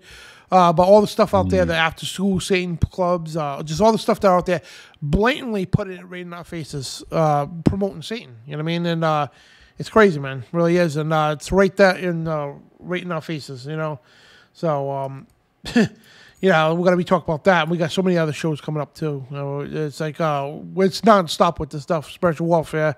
That's for sure, man. It's always something going on. Then when you do a show like on aliens, yeah, there's gonna be a boatload of information coming out. We could do 10 other shows on aliens and UFOs and not even cover everything. You know what I mean? Then with all the new information coming out, we gotta keep update with that. You know, but it's amazing. It really everything corresponds with the Bible. But 984, you're on the air. What's your name? Hey guys, this is Chloe. Hey, what's up? Hey, shalom, shalom. Hello, Brian. Turn it Thank up, you Dan. I guys can't for hear. the show. It was really great tonight. I just have a quick question. Sure. I wanted to get your guys' opinion. So, based on everything that y'all were talking about tonight, there's a theory, right, that the Nephilim still physically are here, that they're hidden in a way. You know, there's a theory that the government's keeping them hidden. You know, some people believe in Antarctica, some people believe in the North Pole. Brian, I know that your bread and butter is the archaeological stuff, so I know you know the correlation between the cave systems and the missing people. What do you guys think about the fact that they may still have always physically been here in some way, shape, Well, I believe it. We talked about it last week, the Kandahar giant from Afghanistan. And I think they're still here, and I think they're on the ground, whatever the case, but or in Antarctica and remote places like that. But yeah, I truly believe that. I think, and I also think where they found the underwater people that are long and they're like 8-9 feet long, and they're aqua, they're in the aqua life, you know. So it's like there's that, and it's just like wow. So then you get into the Noah's flood, and if they was able to, you know, water, you know, all the water life, you know, the flood was all the dry land. You know, destroyed man on the dry land. So, you know, you could get into some deep stuff when you get into like the 36 tribes and giants and stuff. And there's a lot of deep topics. You get into Atlantis and all that. But getting back to the dry land stuff, I really do think the Kandahar giant narrative, I really do think that was an interdimensional that popped in 2002. I think he popped in and out of reality, and not like these tunnel systems. They use them. There's a big tunnel that moves from Argentina. I heard you can go underground into Argentina into the Antarctic just through a tunnel system. And it's big. I heard it's gigantic. So, like, and I keep hearing about reanimation of giants literally laying in these stasis places. I did a show on that. And then you see random other sightings like underground tunnels, and there's just giants like reanimating. Like there's stories from kids. They'll grow up to be adults. They'll tell the stories like, yeah, that there was some giant man in a tunnel system. This would be like in India, all over in Wisconsin. And I've heard Wisconsin stories in the States here. I mean, it's mind boggling. I mean, you could talk about it all day long. In Oregon, there's all kinds of different things, but I really do think that they're, we can get into like the Argotha thing and get into reptilians. I really do think there's characters that's in the underneath the ground that we we're sitting here having broadcast. I really do think there's some type of character or giants of some shape or form. Maybe not titans, but 10, 12 footers, because I have evidence based off just looking into Indian culture. So it had to have been after the flood. So obviously this would have had to have been after the flood. And some of the stuff when you look into archaeology, the dig sites, they even estimated back in the 1700s, 1800s when they did these military renaissance missions, it would be literally they was literally looking at the carbon dating, and you can get into all that, but they literally was trying to tell an accurate time in these giants that they found like 500, 800 years old. Like that's how long they've been in that so-called mound. So it's interesting. So they can't be that old. So you had to look and see. So it has to be, even up to this date. And there was a book, I can't remember the name to save my life. There's a book that they used to hunt, like the sirens and the centaurs. I talked about that on the show. They used to hunt them back in the 1800s.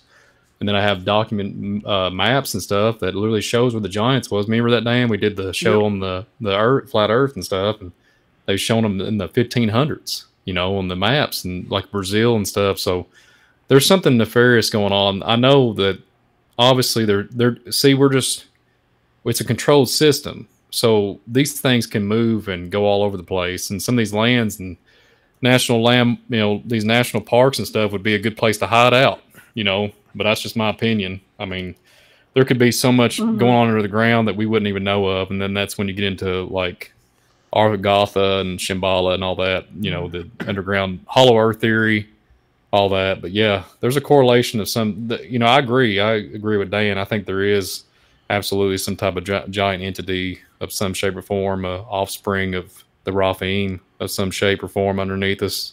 Just don't know where they're at. So yeah, no, I think so too.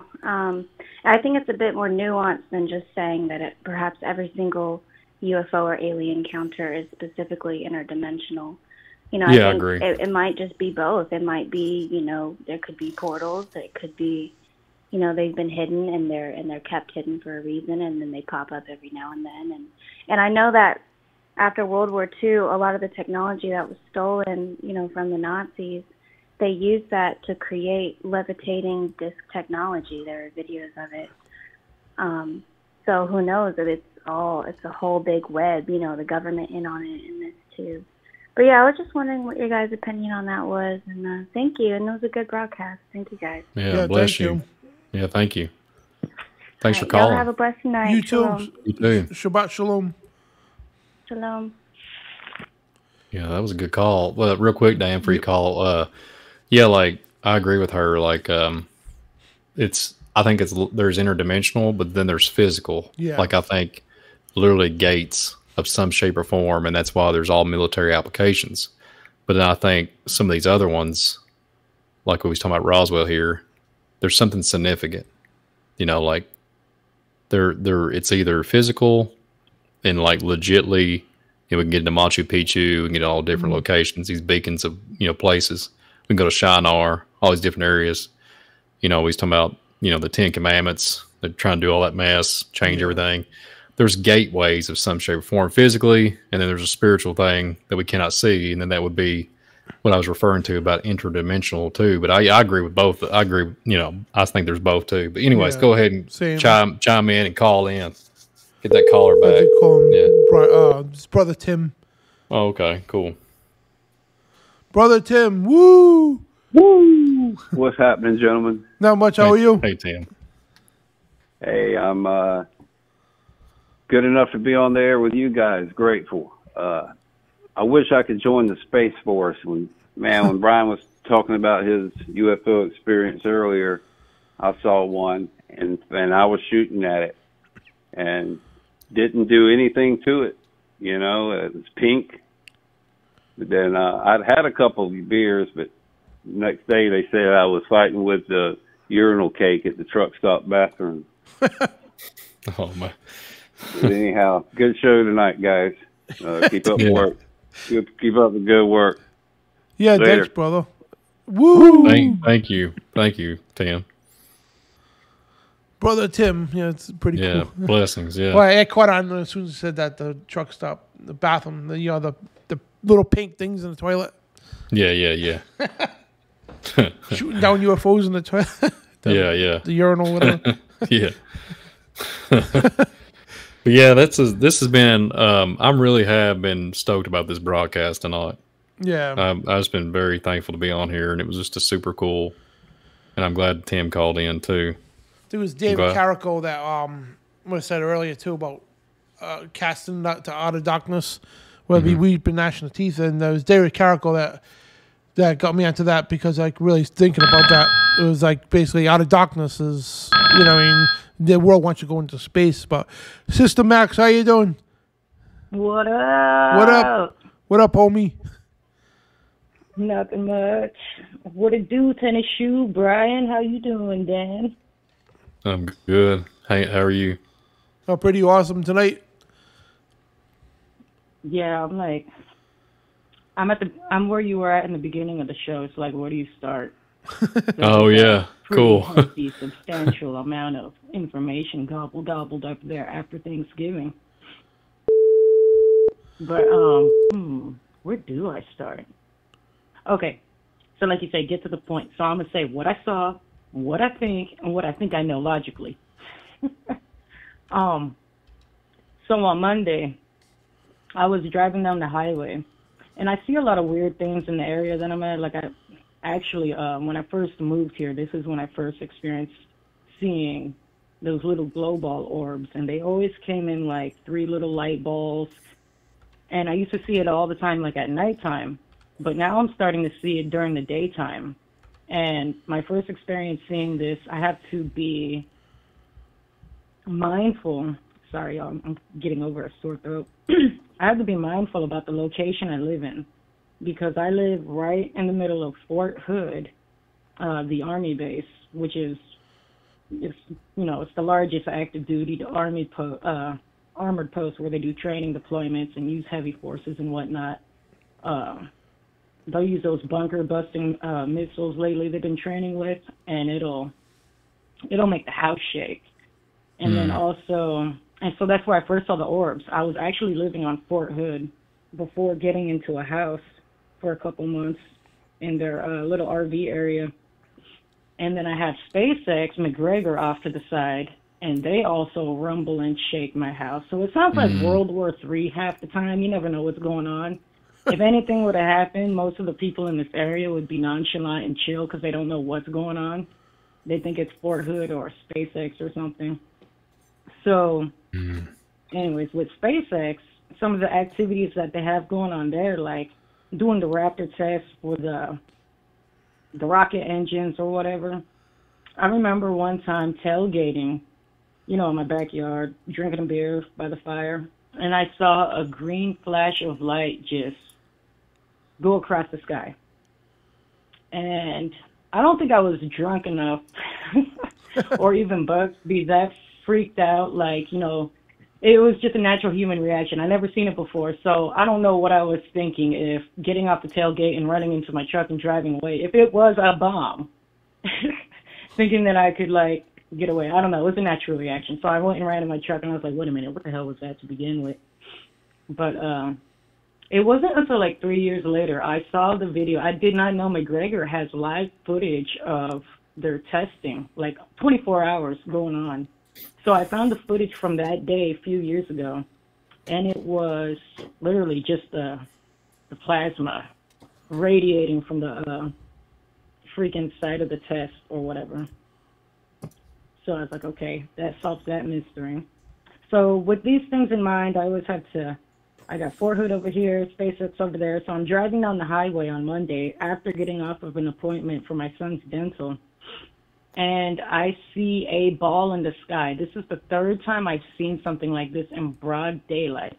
It looked like, the best I could describe it was freaking bright. Kind of like a weld arc or something. I don't know how to, like a mirror, that mirror sharp brightness to where, if you got a camera flash in your eye, where it left that little white dot in your vision for a little bit before it went away. Yeah. So, and it stayed in the same spot. It did not move or anything. I actually had pulled over to a grocery store to sit and actually observe it until it faded into a tiny ball and disappeared. So I was like, okay, well that was weird. That's about the third time I've seen that in that direction. I'm always on the highway when this is going on, and it is nowhere in the direction going towards Fort Hood or McGregor. I'm going on I-35 South, and all that stuff is to the east or west-ish. My calculations is thrown off. Anyways, so I get back on the highway. I'm like, okay, I'm going to go home. Show's over. Once I get back on the road, I see 3 orbs right where that bright little, it was like basketball size compared to the orbs. The orbs were like little dots. I see 3 little orbs, and they're synchronizing, moving in a certain way. And then they merge together and turn into another big ball.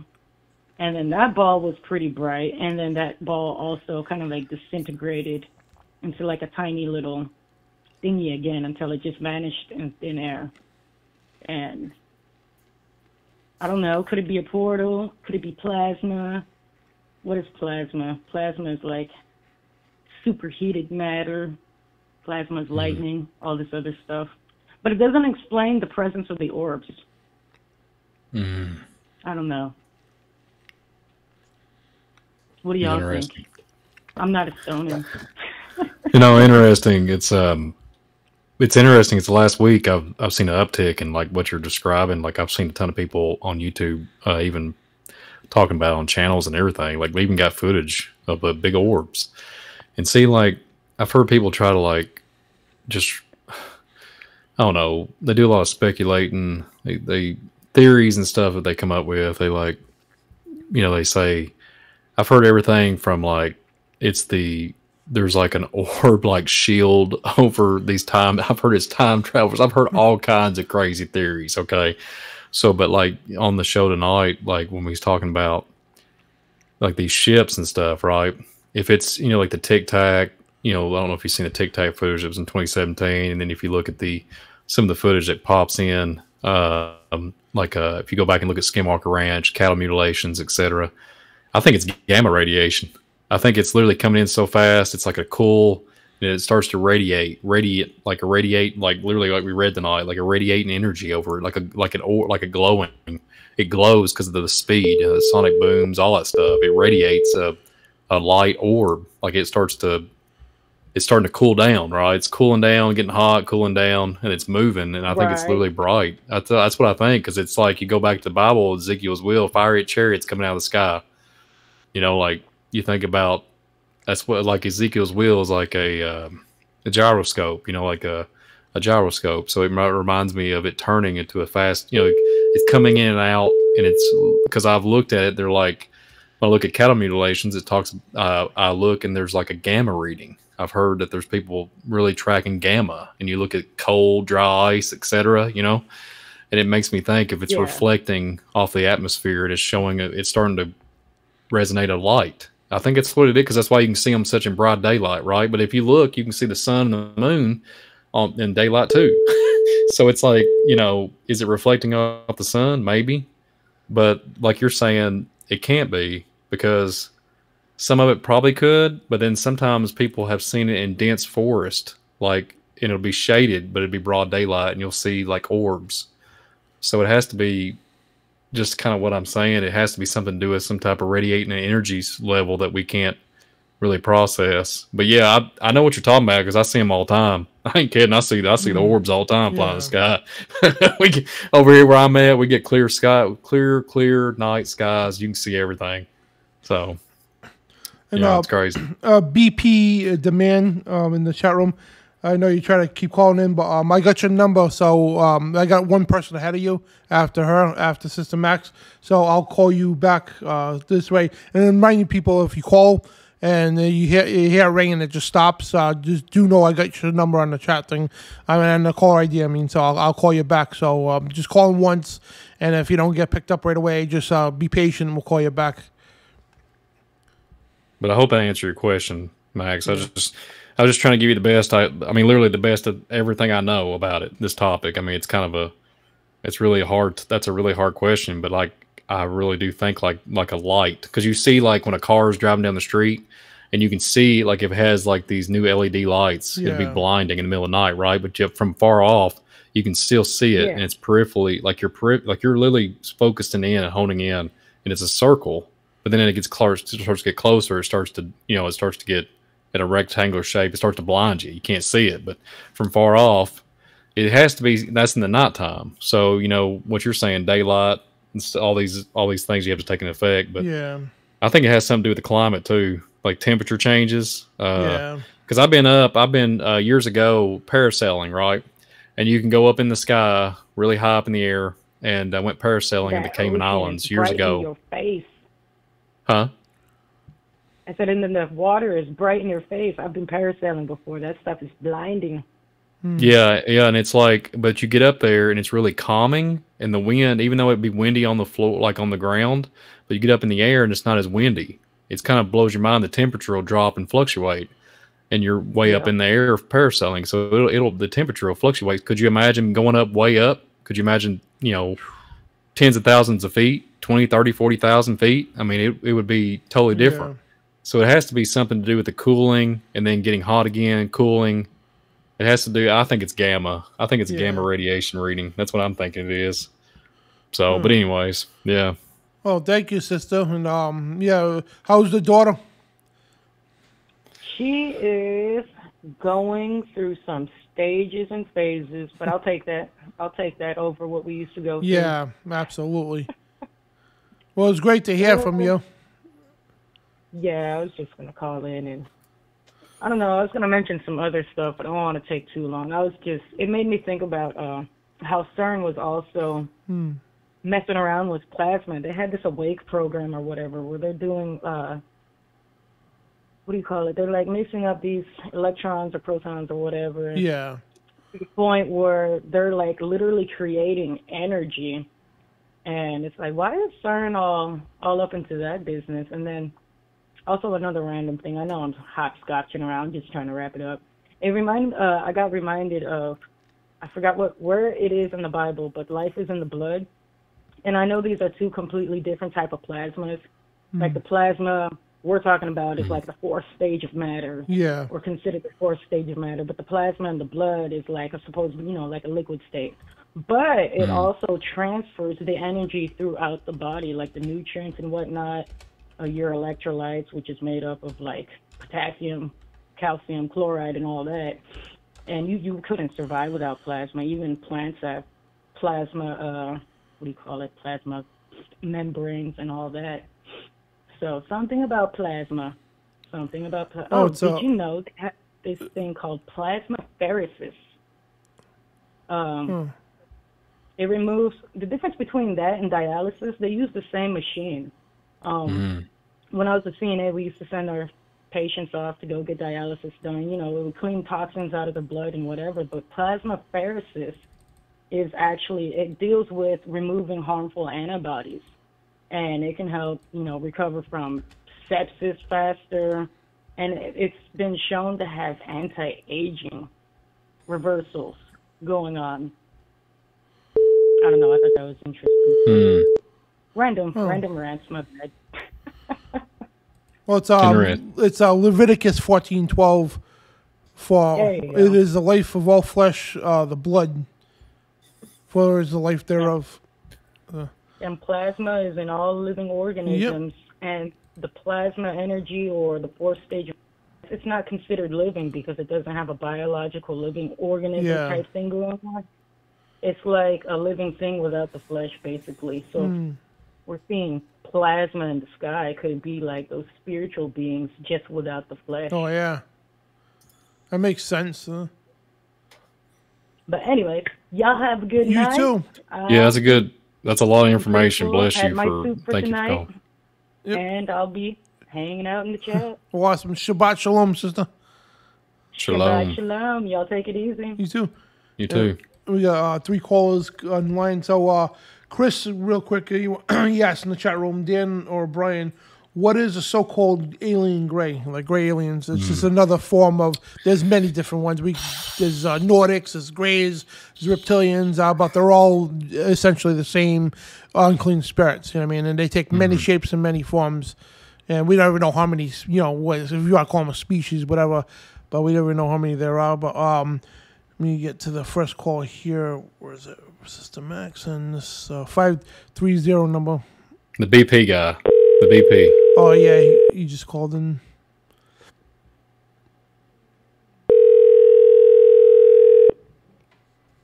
Hello? Hey, what's up? This is Dan. You're on the air. What's your name? Oh, hi. I'm actually on. Wow. We're the talk show that calls you back. Awesome. Oh, thank you so much. Oh, you're welcome. I love your guys' show. Thank you. Yeah, my name is Elizabeth, and this is my first time I'm calling. Welcome. Oh, thank you. Yeah, this is very exciting. I wanted to know, do you guys ever heard of the crash site in 1953 of a UFO right outside of Kingman, Arizona? I'm trying to think. I'm trying to remember. Yeah, 1953, there was 4-footed beasts. I mean, it was I wasn't even born yet. But it was, it was talked about. And, I think the only reason why I know about it is because I was looking at the... they immediately grabbed the, the 4-footed beast. I guess there was 2 or 4 of them. And they were described as having metal, and they were like brown, I guess, not green, big eyes, and like a cigar shape. One said it was like a disc shape, and they immediately took it to Area 51, which is, you know, like about 90 miles, you know, right out of Vegas. Did you say it was Kingman, you guys Arizona? know where that is. Yeah. Yeah, I got the article right here. Yeah, I thought I've you heard- guys might find that kind of interesting. I've heard of it because I was looking into the 1997. What was the 1997 event in Arizona? Was that in Arizona? It's correct, isn't it? Yeah. Yeah.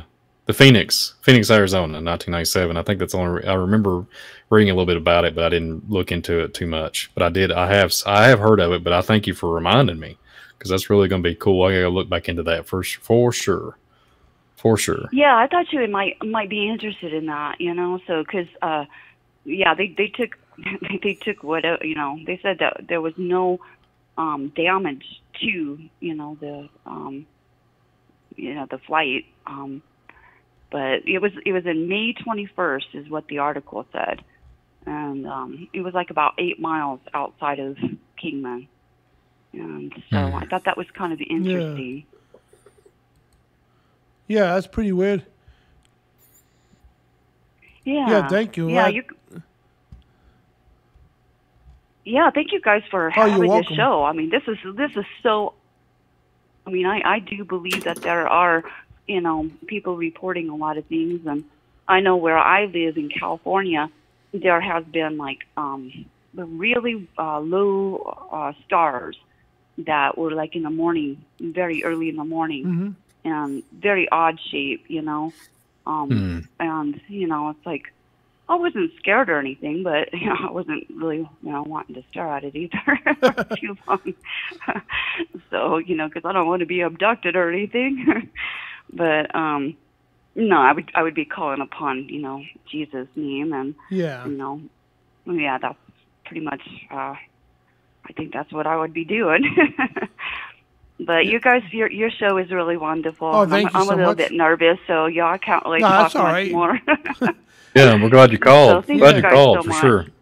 Yeah, God definitely bless call you again guys. next week. Okay, Shabbat Shalom, you Shabbat guys. Shalom. Yeah, shalom. You guys are my prayers. Yeah, All thank right, you. Bye-bye. Bye. Yeah. Now what's I'm glad she called. Yeah, call the BP. BP. Yeah. The BP man. So I think it's PP. Yeah, BP demand. Yeah, call in.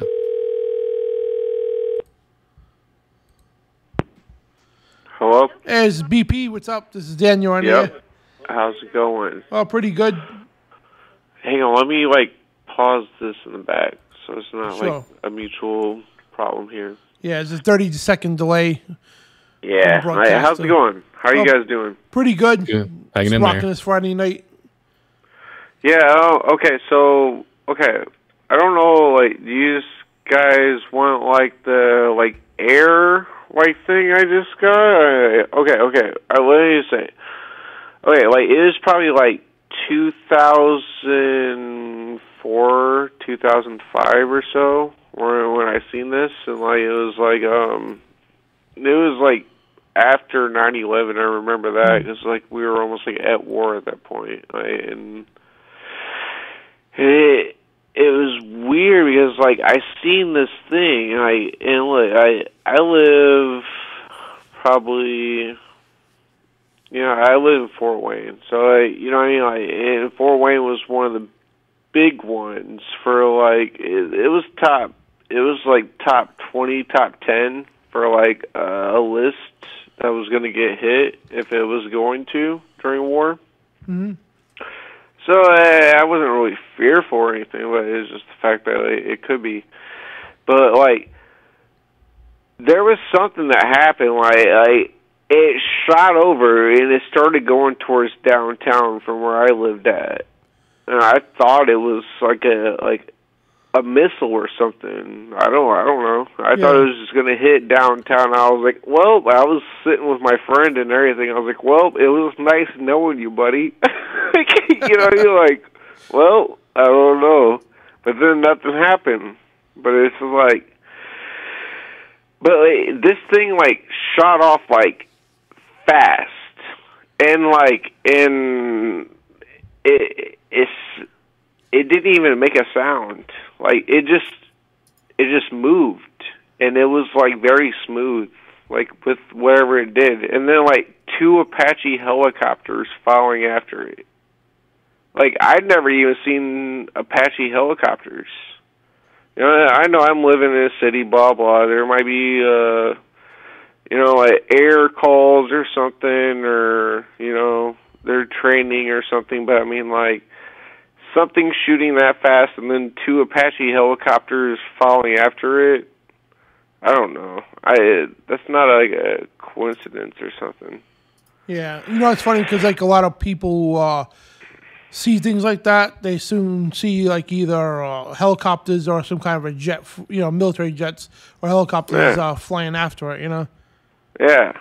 It was just odd seeing that, like in the city. You know what I mean? Like I don't know, like never seen that. Yeah. Oh well, that's amazing. Yeah, thanks for calling. Yeah, and telling thank you, us. brother. That's really Hey, thank you guys for having me. You're welcome, man. And Shabbat Shalom. Take care. Shalom. You too. Shalom. And I got one person here. 928 number. Yeah, it's a lot of the reports. Like, they see military aircraft chasing them. Yeah. Hey, this is Dan. You're on the air. What's your name? Can you hear me? Yep, loud and clear. Excellent. All right, so this story is the pinnacle of the stories that I will have to share. And the meat and potatoes is definitely best shared during one of your witchcraft or satanic ritual conversations. However, it's very relative. December 31st, 1999 was a reunion concert for Black Sabbath in Phoenix, Arizona, at the time called Bank One Ballpark. Now, just to shorten up the story, I'm just going to say what we saw there at that concert behind stage, because a buddy of mine and me snuck through the crowd, got behind stage, was we saw a legitimate 12, 14-footer. Spacecraft or a person? Beast. Best described beast. Yeah. We would call him a Nephilim or a hybrid, etc. Now, it's very hard for somebody to grasp this, but I was in a satanic occult. I was born in a coven of witches, and once you're exposed to this spiritual realm, it doesn't go away, and you see it and you see it everywhere, and you see the signs everywhere, and it just follows you. It's like once you look through the looking glass looks back, and you will be noticed. And in this case, we were at the concert, and all of the top line heavy metal satanic groups, so to speak, were the headliners for this show. And this episode was so life altering that was the definitive moment that I had in my life that explained to me about what my future testimony was going to be about, why I'd gone through the things in the SRA, why I was the person that I was, and definitively was the moment that I gave my life completely over to the Lord. And by saying that, what I meant and what I mean is at that time I stopped serving all other gods and deities. It was only the Lord and only Jesus Christ. And my friend that I was with at the time, it disturbed him greatly, to the point to where he run off to mission, went to Mexico, ended up in Florida, and he literally now 30 years later, whatever it is, 20-something years later, he still lives at the church that he ended up at. And his testimony and my testimony are very, very similar. And I just wanted to call him to share, because you had a caller, I don't know, 2, 3, 4 calls back, talking about entities and wondering if they were still here and if they've always been here. And the Bible's clear before and after the flood. Yep. And we are after the flood. And as you know and I know, we are in the now days of Noah and the days of Lot. And I believe that people are just, they're gonna find them. They're gonna pop up everywhere. And you know, I just want to pray a covenant prayer over you guys and our listeners, because again, once you peek in through the looking glass sees you. It sees you the first time you look through it, and it sees you from there forward. And That's as for a sure. threat to the enemy, I just want to say in the name of Jesus, our Lord and Savior, the root and offspring of David, to keep his hands on your guys' ministry and our lives as listeners and brothers in the Lord, and to be bound in his word and in the doctrine of Christ, so that we are solid, because even having these conversations could be very detrimental to somebody who's not under covenant prayer and who's not wearing the armor of God. Amen, brother. Thank you. Yeah, bless you. Yeah, and that's Brian, interesting you story are about on the fire, concept. buddy. Oh, what'd you say? I said, and Brian is on fire today. Yeah, he is. Oh, yeah, bless you. Yeah, bless Yeah. you. Well, I really do appreciate your efforts, gentlemen. And tomorrow I'm going down to that area I located where the dolmen is, and I'm going to take brand new footage, brand new video. I got new cameras, etc. Oh, to nice. go out there. So we're going out to take pictures of the boulders with the big handprints and the Nephilim battleground that I was telling you guys about. Oh, wow. Yeah, we're going out and get a whole bunch of new film and a new bunch of pictures, and we're going to send them in to you. Oh, thank you. You got my email, right? Truth Radio Yep. Show, Outlook.com. Yeah, All I right, sent great. some pictures over, but I was having such a difficult time collecting them that I just said, we're going to go out tomorrow, and we're going to get a whole new reel of them. You know, it's the easy way, too. You got a Google Drive.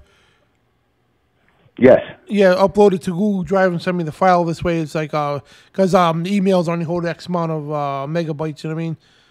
Yeah, roger that. 5 pictures at a time. I'll send you the whole thing. Yeah. Cool. Thank you. I appreciate it. Yeah, Well, that'd be awesome. we really do appreciate what you guys are doing. Thank and you. I'm going to tell you, for the first 20 years of my spiritual life, I thought I was alone. My dreams were unique. My episodes were unique. The things that I was retaining and that God was showing me, because he always showed me first, and then he would point me to the scriptures to verify that it was him speaking to me. And, That's awesome. 20 years later, you start hearing about people like L.A. Marzulli, et cetera, and I just went through the ropes, and it led me to FOJC, and I just want to let you guys that. Well, I appreciate it so much, man. I really do. Yeah, your guys' work affects a lot of people, and I hope they step up and they start becoming effective for your ministry. Amen. Amen, brother. Yeah, blessings. So, yeah, we got Shalom. one more caller here. So, pretty interesting calls, man. The concept. absolutely. I wouldn't doubt it, too, because you're looking at the top middle bands there, and those entities being over there, you know what I mean? And this here, you know what I mean? It's pretty interesting stuff. But, see, 804 number.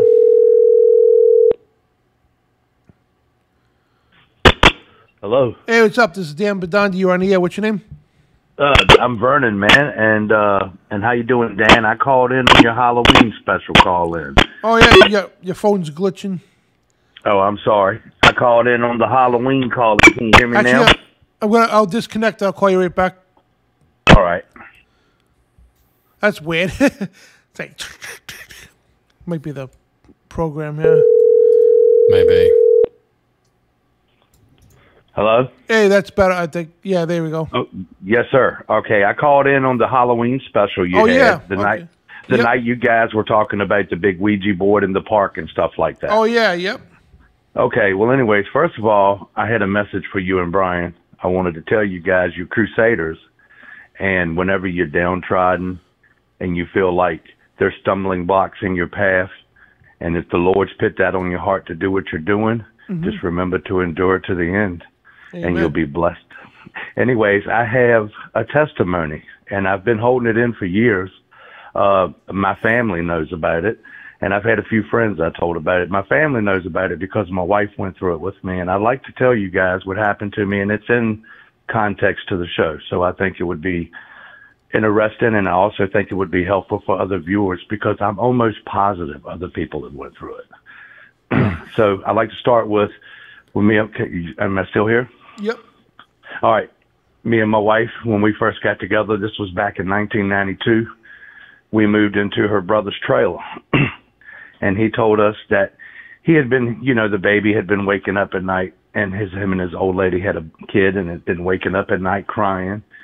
Anyways, me and my wife moved in. Anyways, him and his wife broke up. So we moved in, and it was us three adults. And every now and then he would bring a girl home with him, Well, strange things started to happen in the trailer, such as sounds and stuff and water cutting on. All three of us would be in the bed and, getting ready to go to work the next day, and stuff like all the faucets in the house would cut on. It would sound like a car crash through the house. We would hear footsteps and breathing.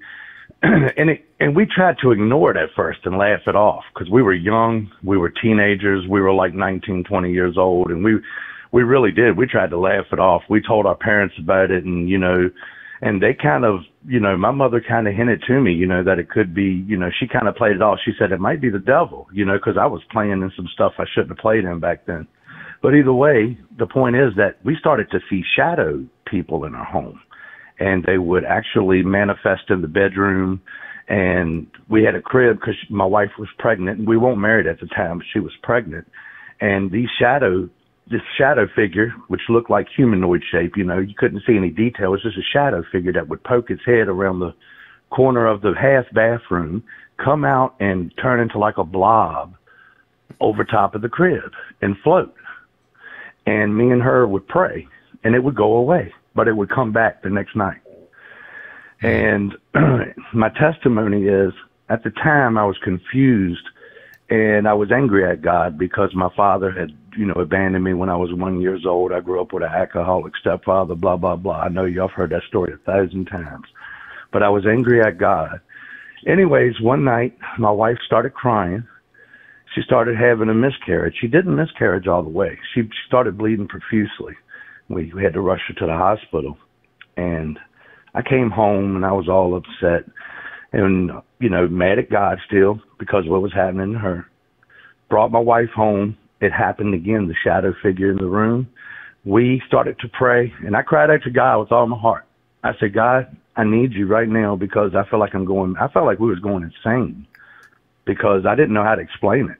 I mean, we had all three sat down at dinner and wondered if it was a gas leak or something. That that we were breathing gas, but we were all having the same thing, hearing and seeing the same things. And I cried out to God. I said, "So God, I need your help right now." I said, "I feel like I'm going insane." And my wife, the baby, almost losing the baby, and I probably said a few more heartfelt things. And it was my first true cry to God.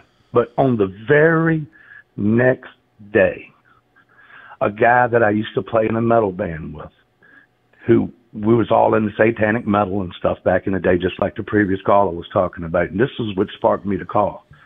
Because a guy that I had played in the band with, who I never would have thought would have been turned, converted into believing in Christ, came by the very next day and asked me to go to church. Huh. So the Lord answered my call that night. The very next day he came by. And I hadn't seen the guy in 2 years. That's awesome. Yes, and it was real. And I swear on that, that's my true testimony. And I got saved that night. I gave my life.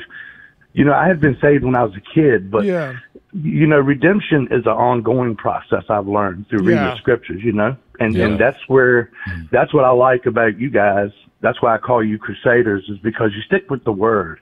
It doesn't matter what the world does. It doesn't matter about human trends and the stumbling blocks that are put before you, because you got to keep going. And the only way you can endure to the end is to stick to the truth. Mm-hmm. But that is my true testimony. And I've seen things in the sky just like everybody else, these alien UFOs and stuff like that. I haven't seen any little green men or anything, but I did see shadow people.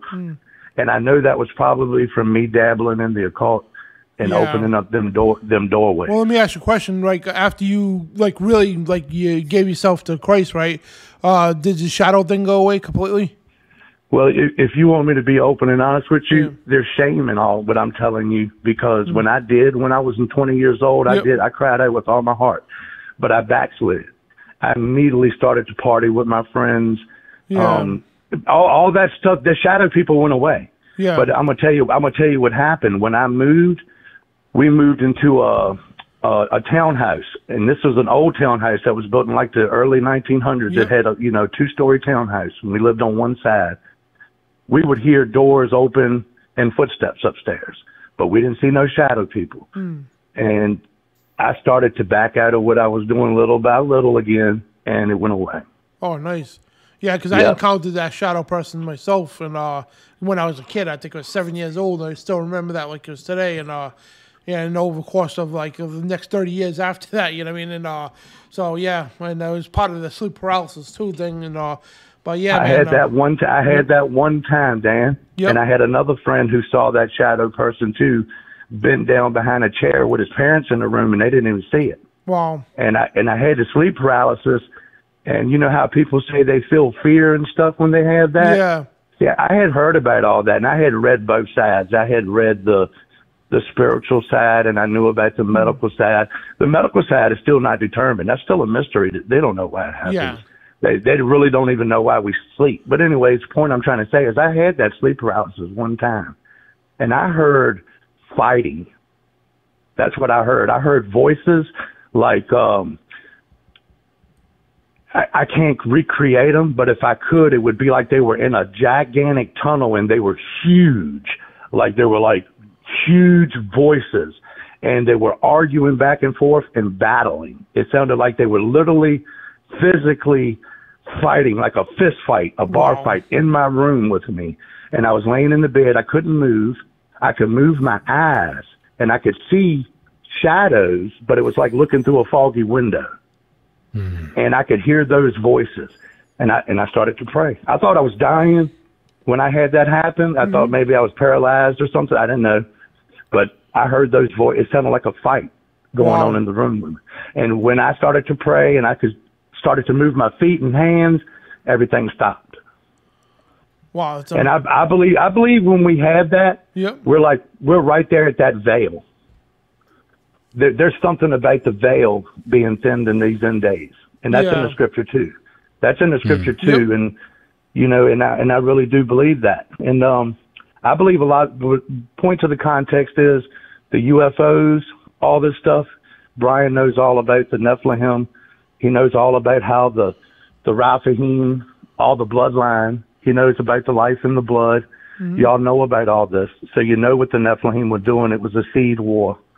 And they wanted humans. They wanted to create their own offspring. Yeah.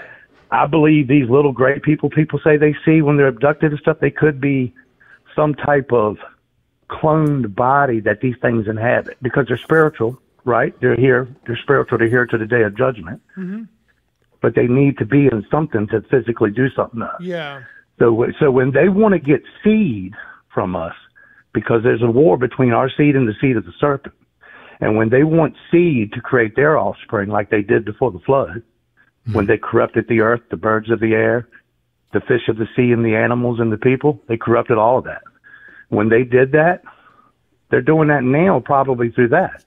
You know, I haven't experienced any abduction or anything, but I've seen UFOs.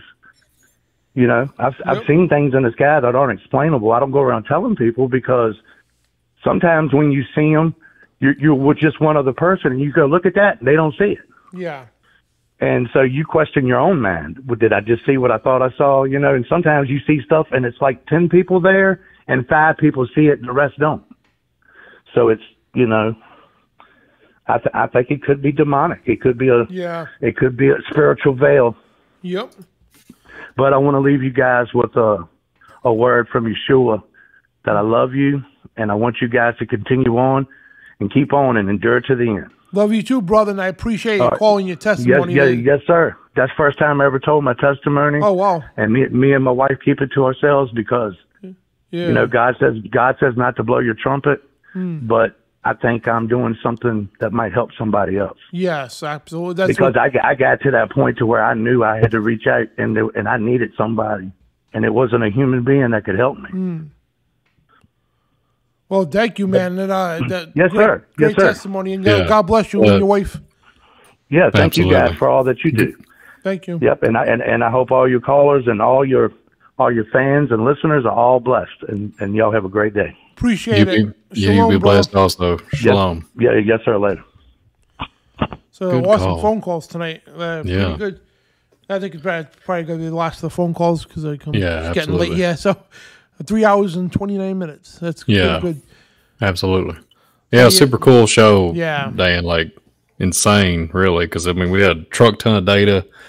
Probably could have went on further on down the road with it, but I mean, I'd like to do another show maybe later on down the road and show actual footage off and on.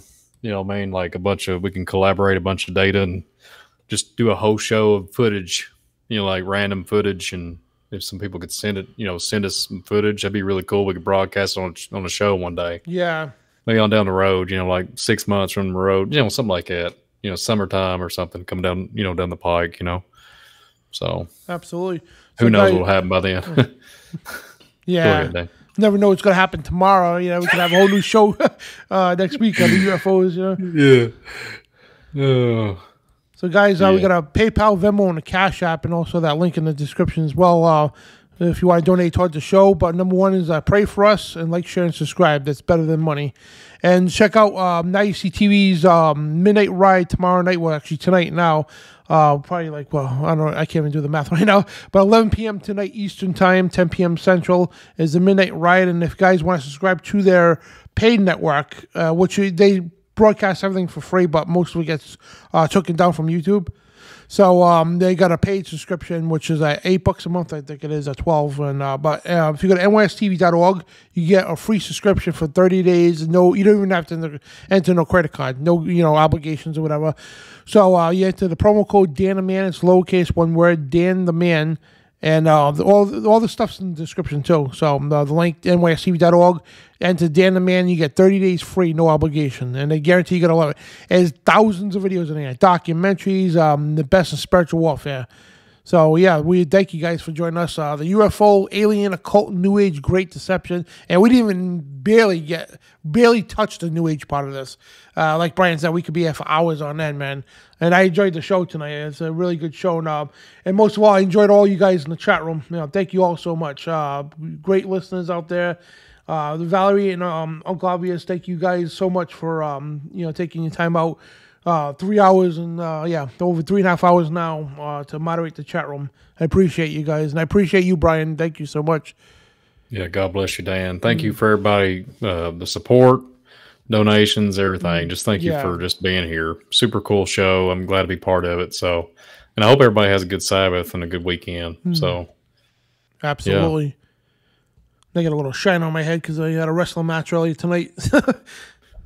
Yeah. I think I got kicked in the head or something. I forgot what happened. It's part of the business, man. Yeah, you go home and you don't even realize what happened. It's like, how did I get this? Whatever, Yeah, banged up, yeah. Yeah. But yeah, super cool show. Yeah. Just, man, I mean, like, we could have really went. I mean, I think it was a great show. So I'm just blessed to be part of it. We could, like you said, we could have went on for hours more. Oh, yeah, real quick, I want to give a shout out on FOJC. They call it they're starting a new show up on Sunday Night Live. Oh, nice! It starts. I got to take part of it last week. I don't have a link, but I did. It's on Rumble. I got to do an Elon Musk show with a guy named Brett that I used to. Well, I've gathered with him with Bible study. He's a great man. He's a really good. He's just a humble man. Bible reading, believing believer. So we both did an Elon Musk show, so go check it out. It's on Rumble on the FOJC. They're going to start doing a Sunday Night Live show, so keep an eye out for that. They're going to be doing one this, and I think they're going to be doing it at 9 p.m. Eastern Time. So it's every Sunday. I think that's what they're shooting for. So yeah. Awesome. All right, guys. Well, thank you so much. And on behalf of both of us, we love you all. God bless and Shabbat Shalom. So Shalom. Shalom. Subscribe to the channels if you haven't. We would appreciate it. Brian's channel is, if you go in the description of the video, scroll down to the bottom, you'll see it says Visual Disturbance. Just click on that quick and hit subscribe, and you get all this awesome content. So I'm talked out today, man. It's been a long day. Been up early, and so I'm like a little tongue tied too. So love you all. God bless. Shalom, and remember, you are the resistance.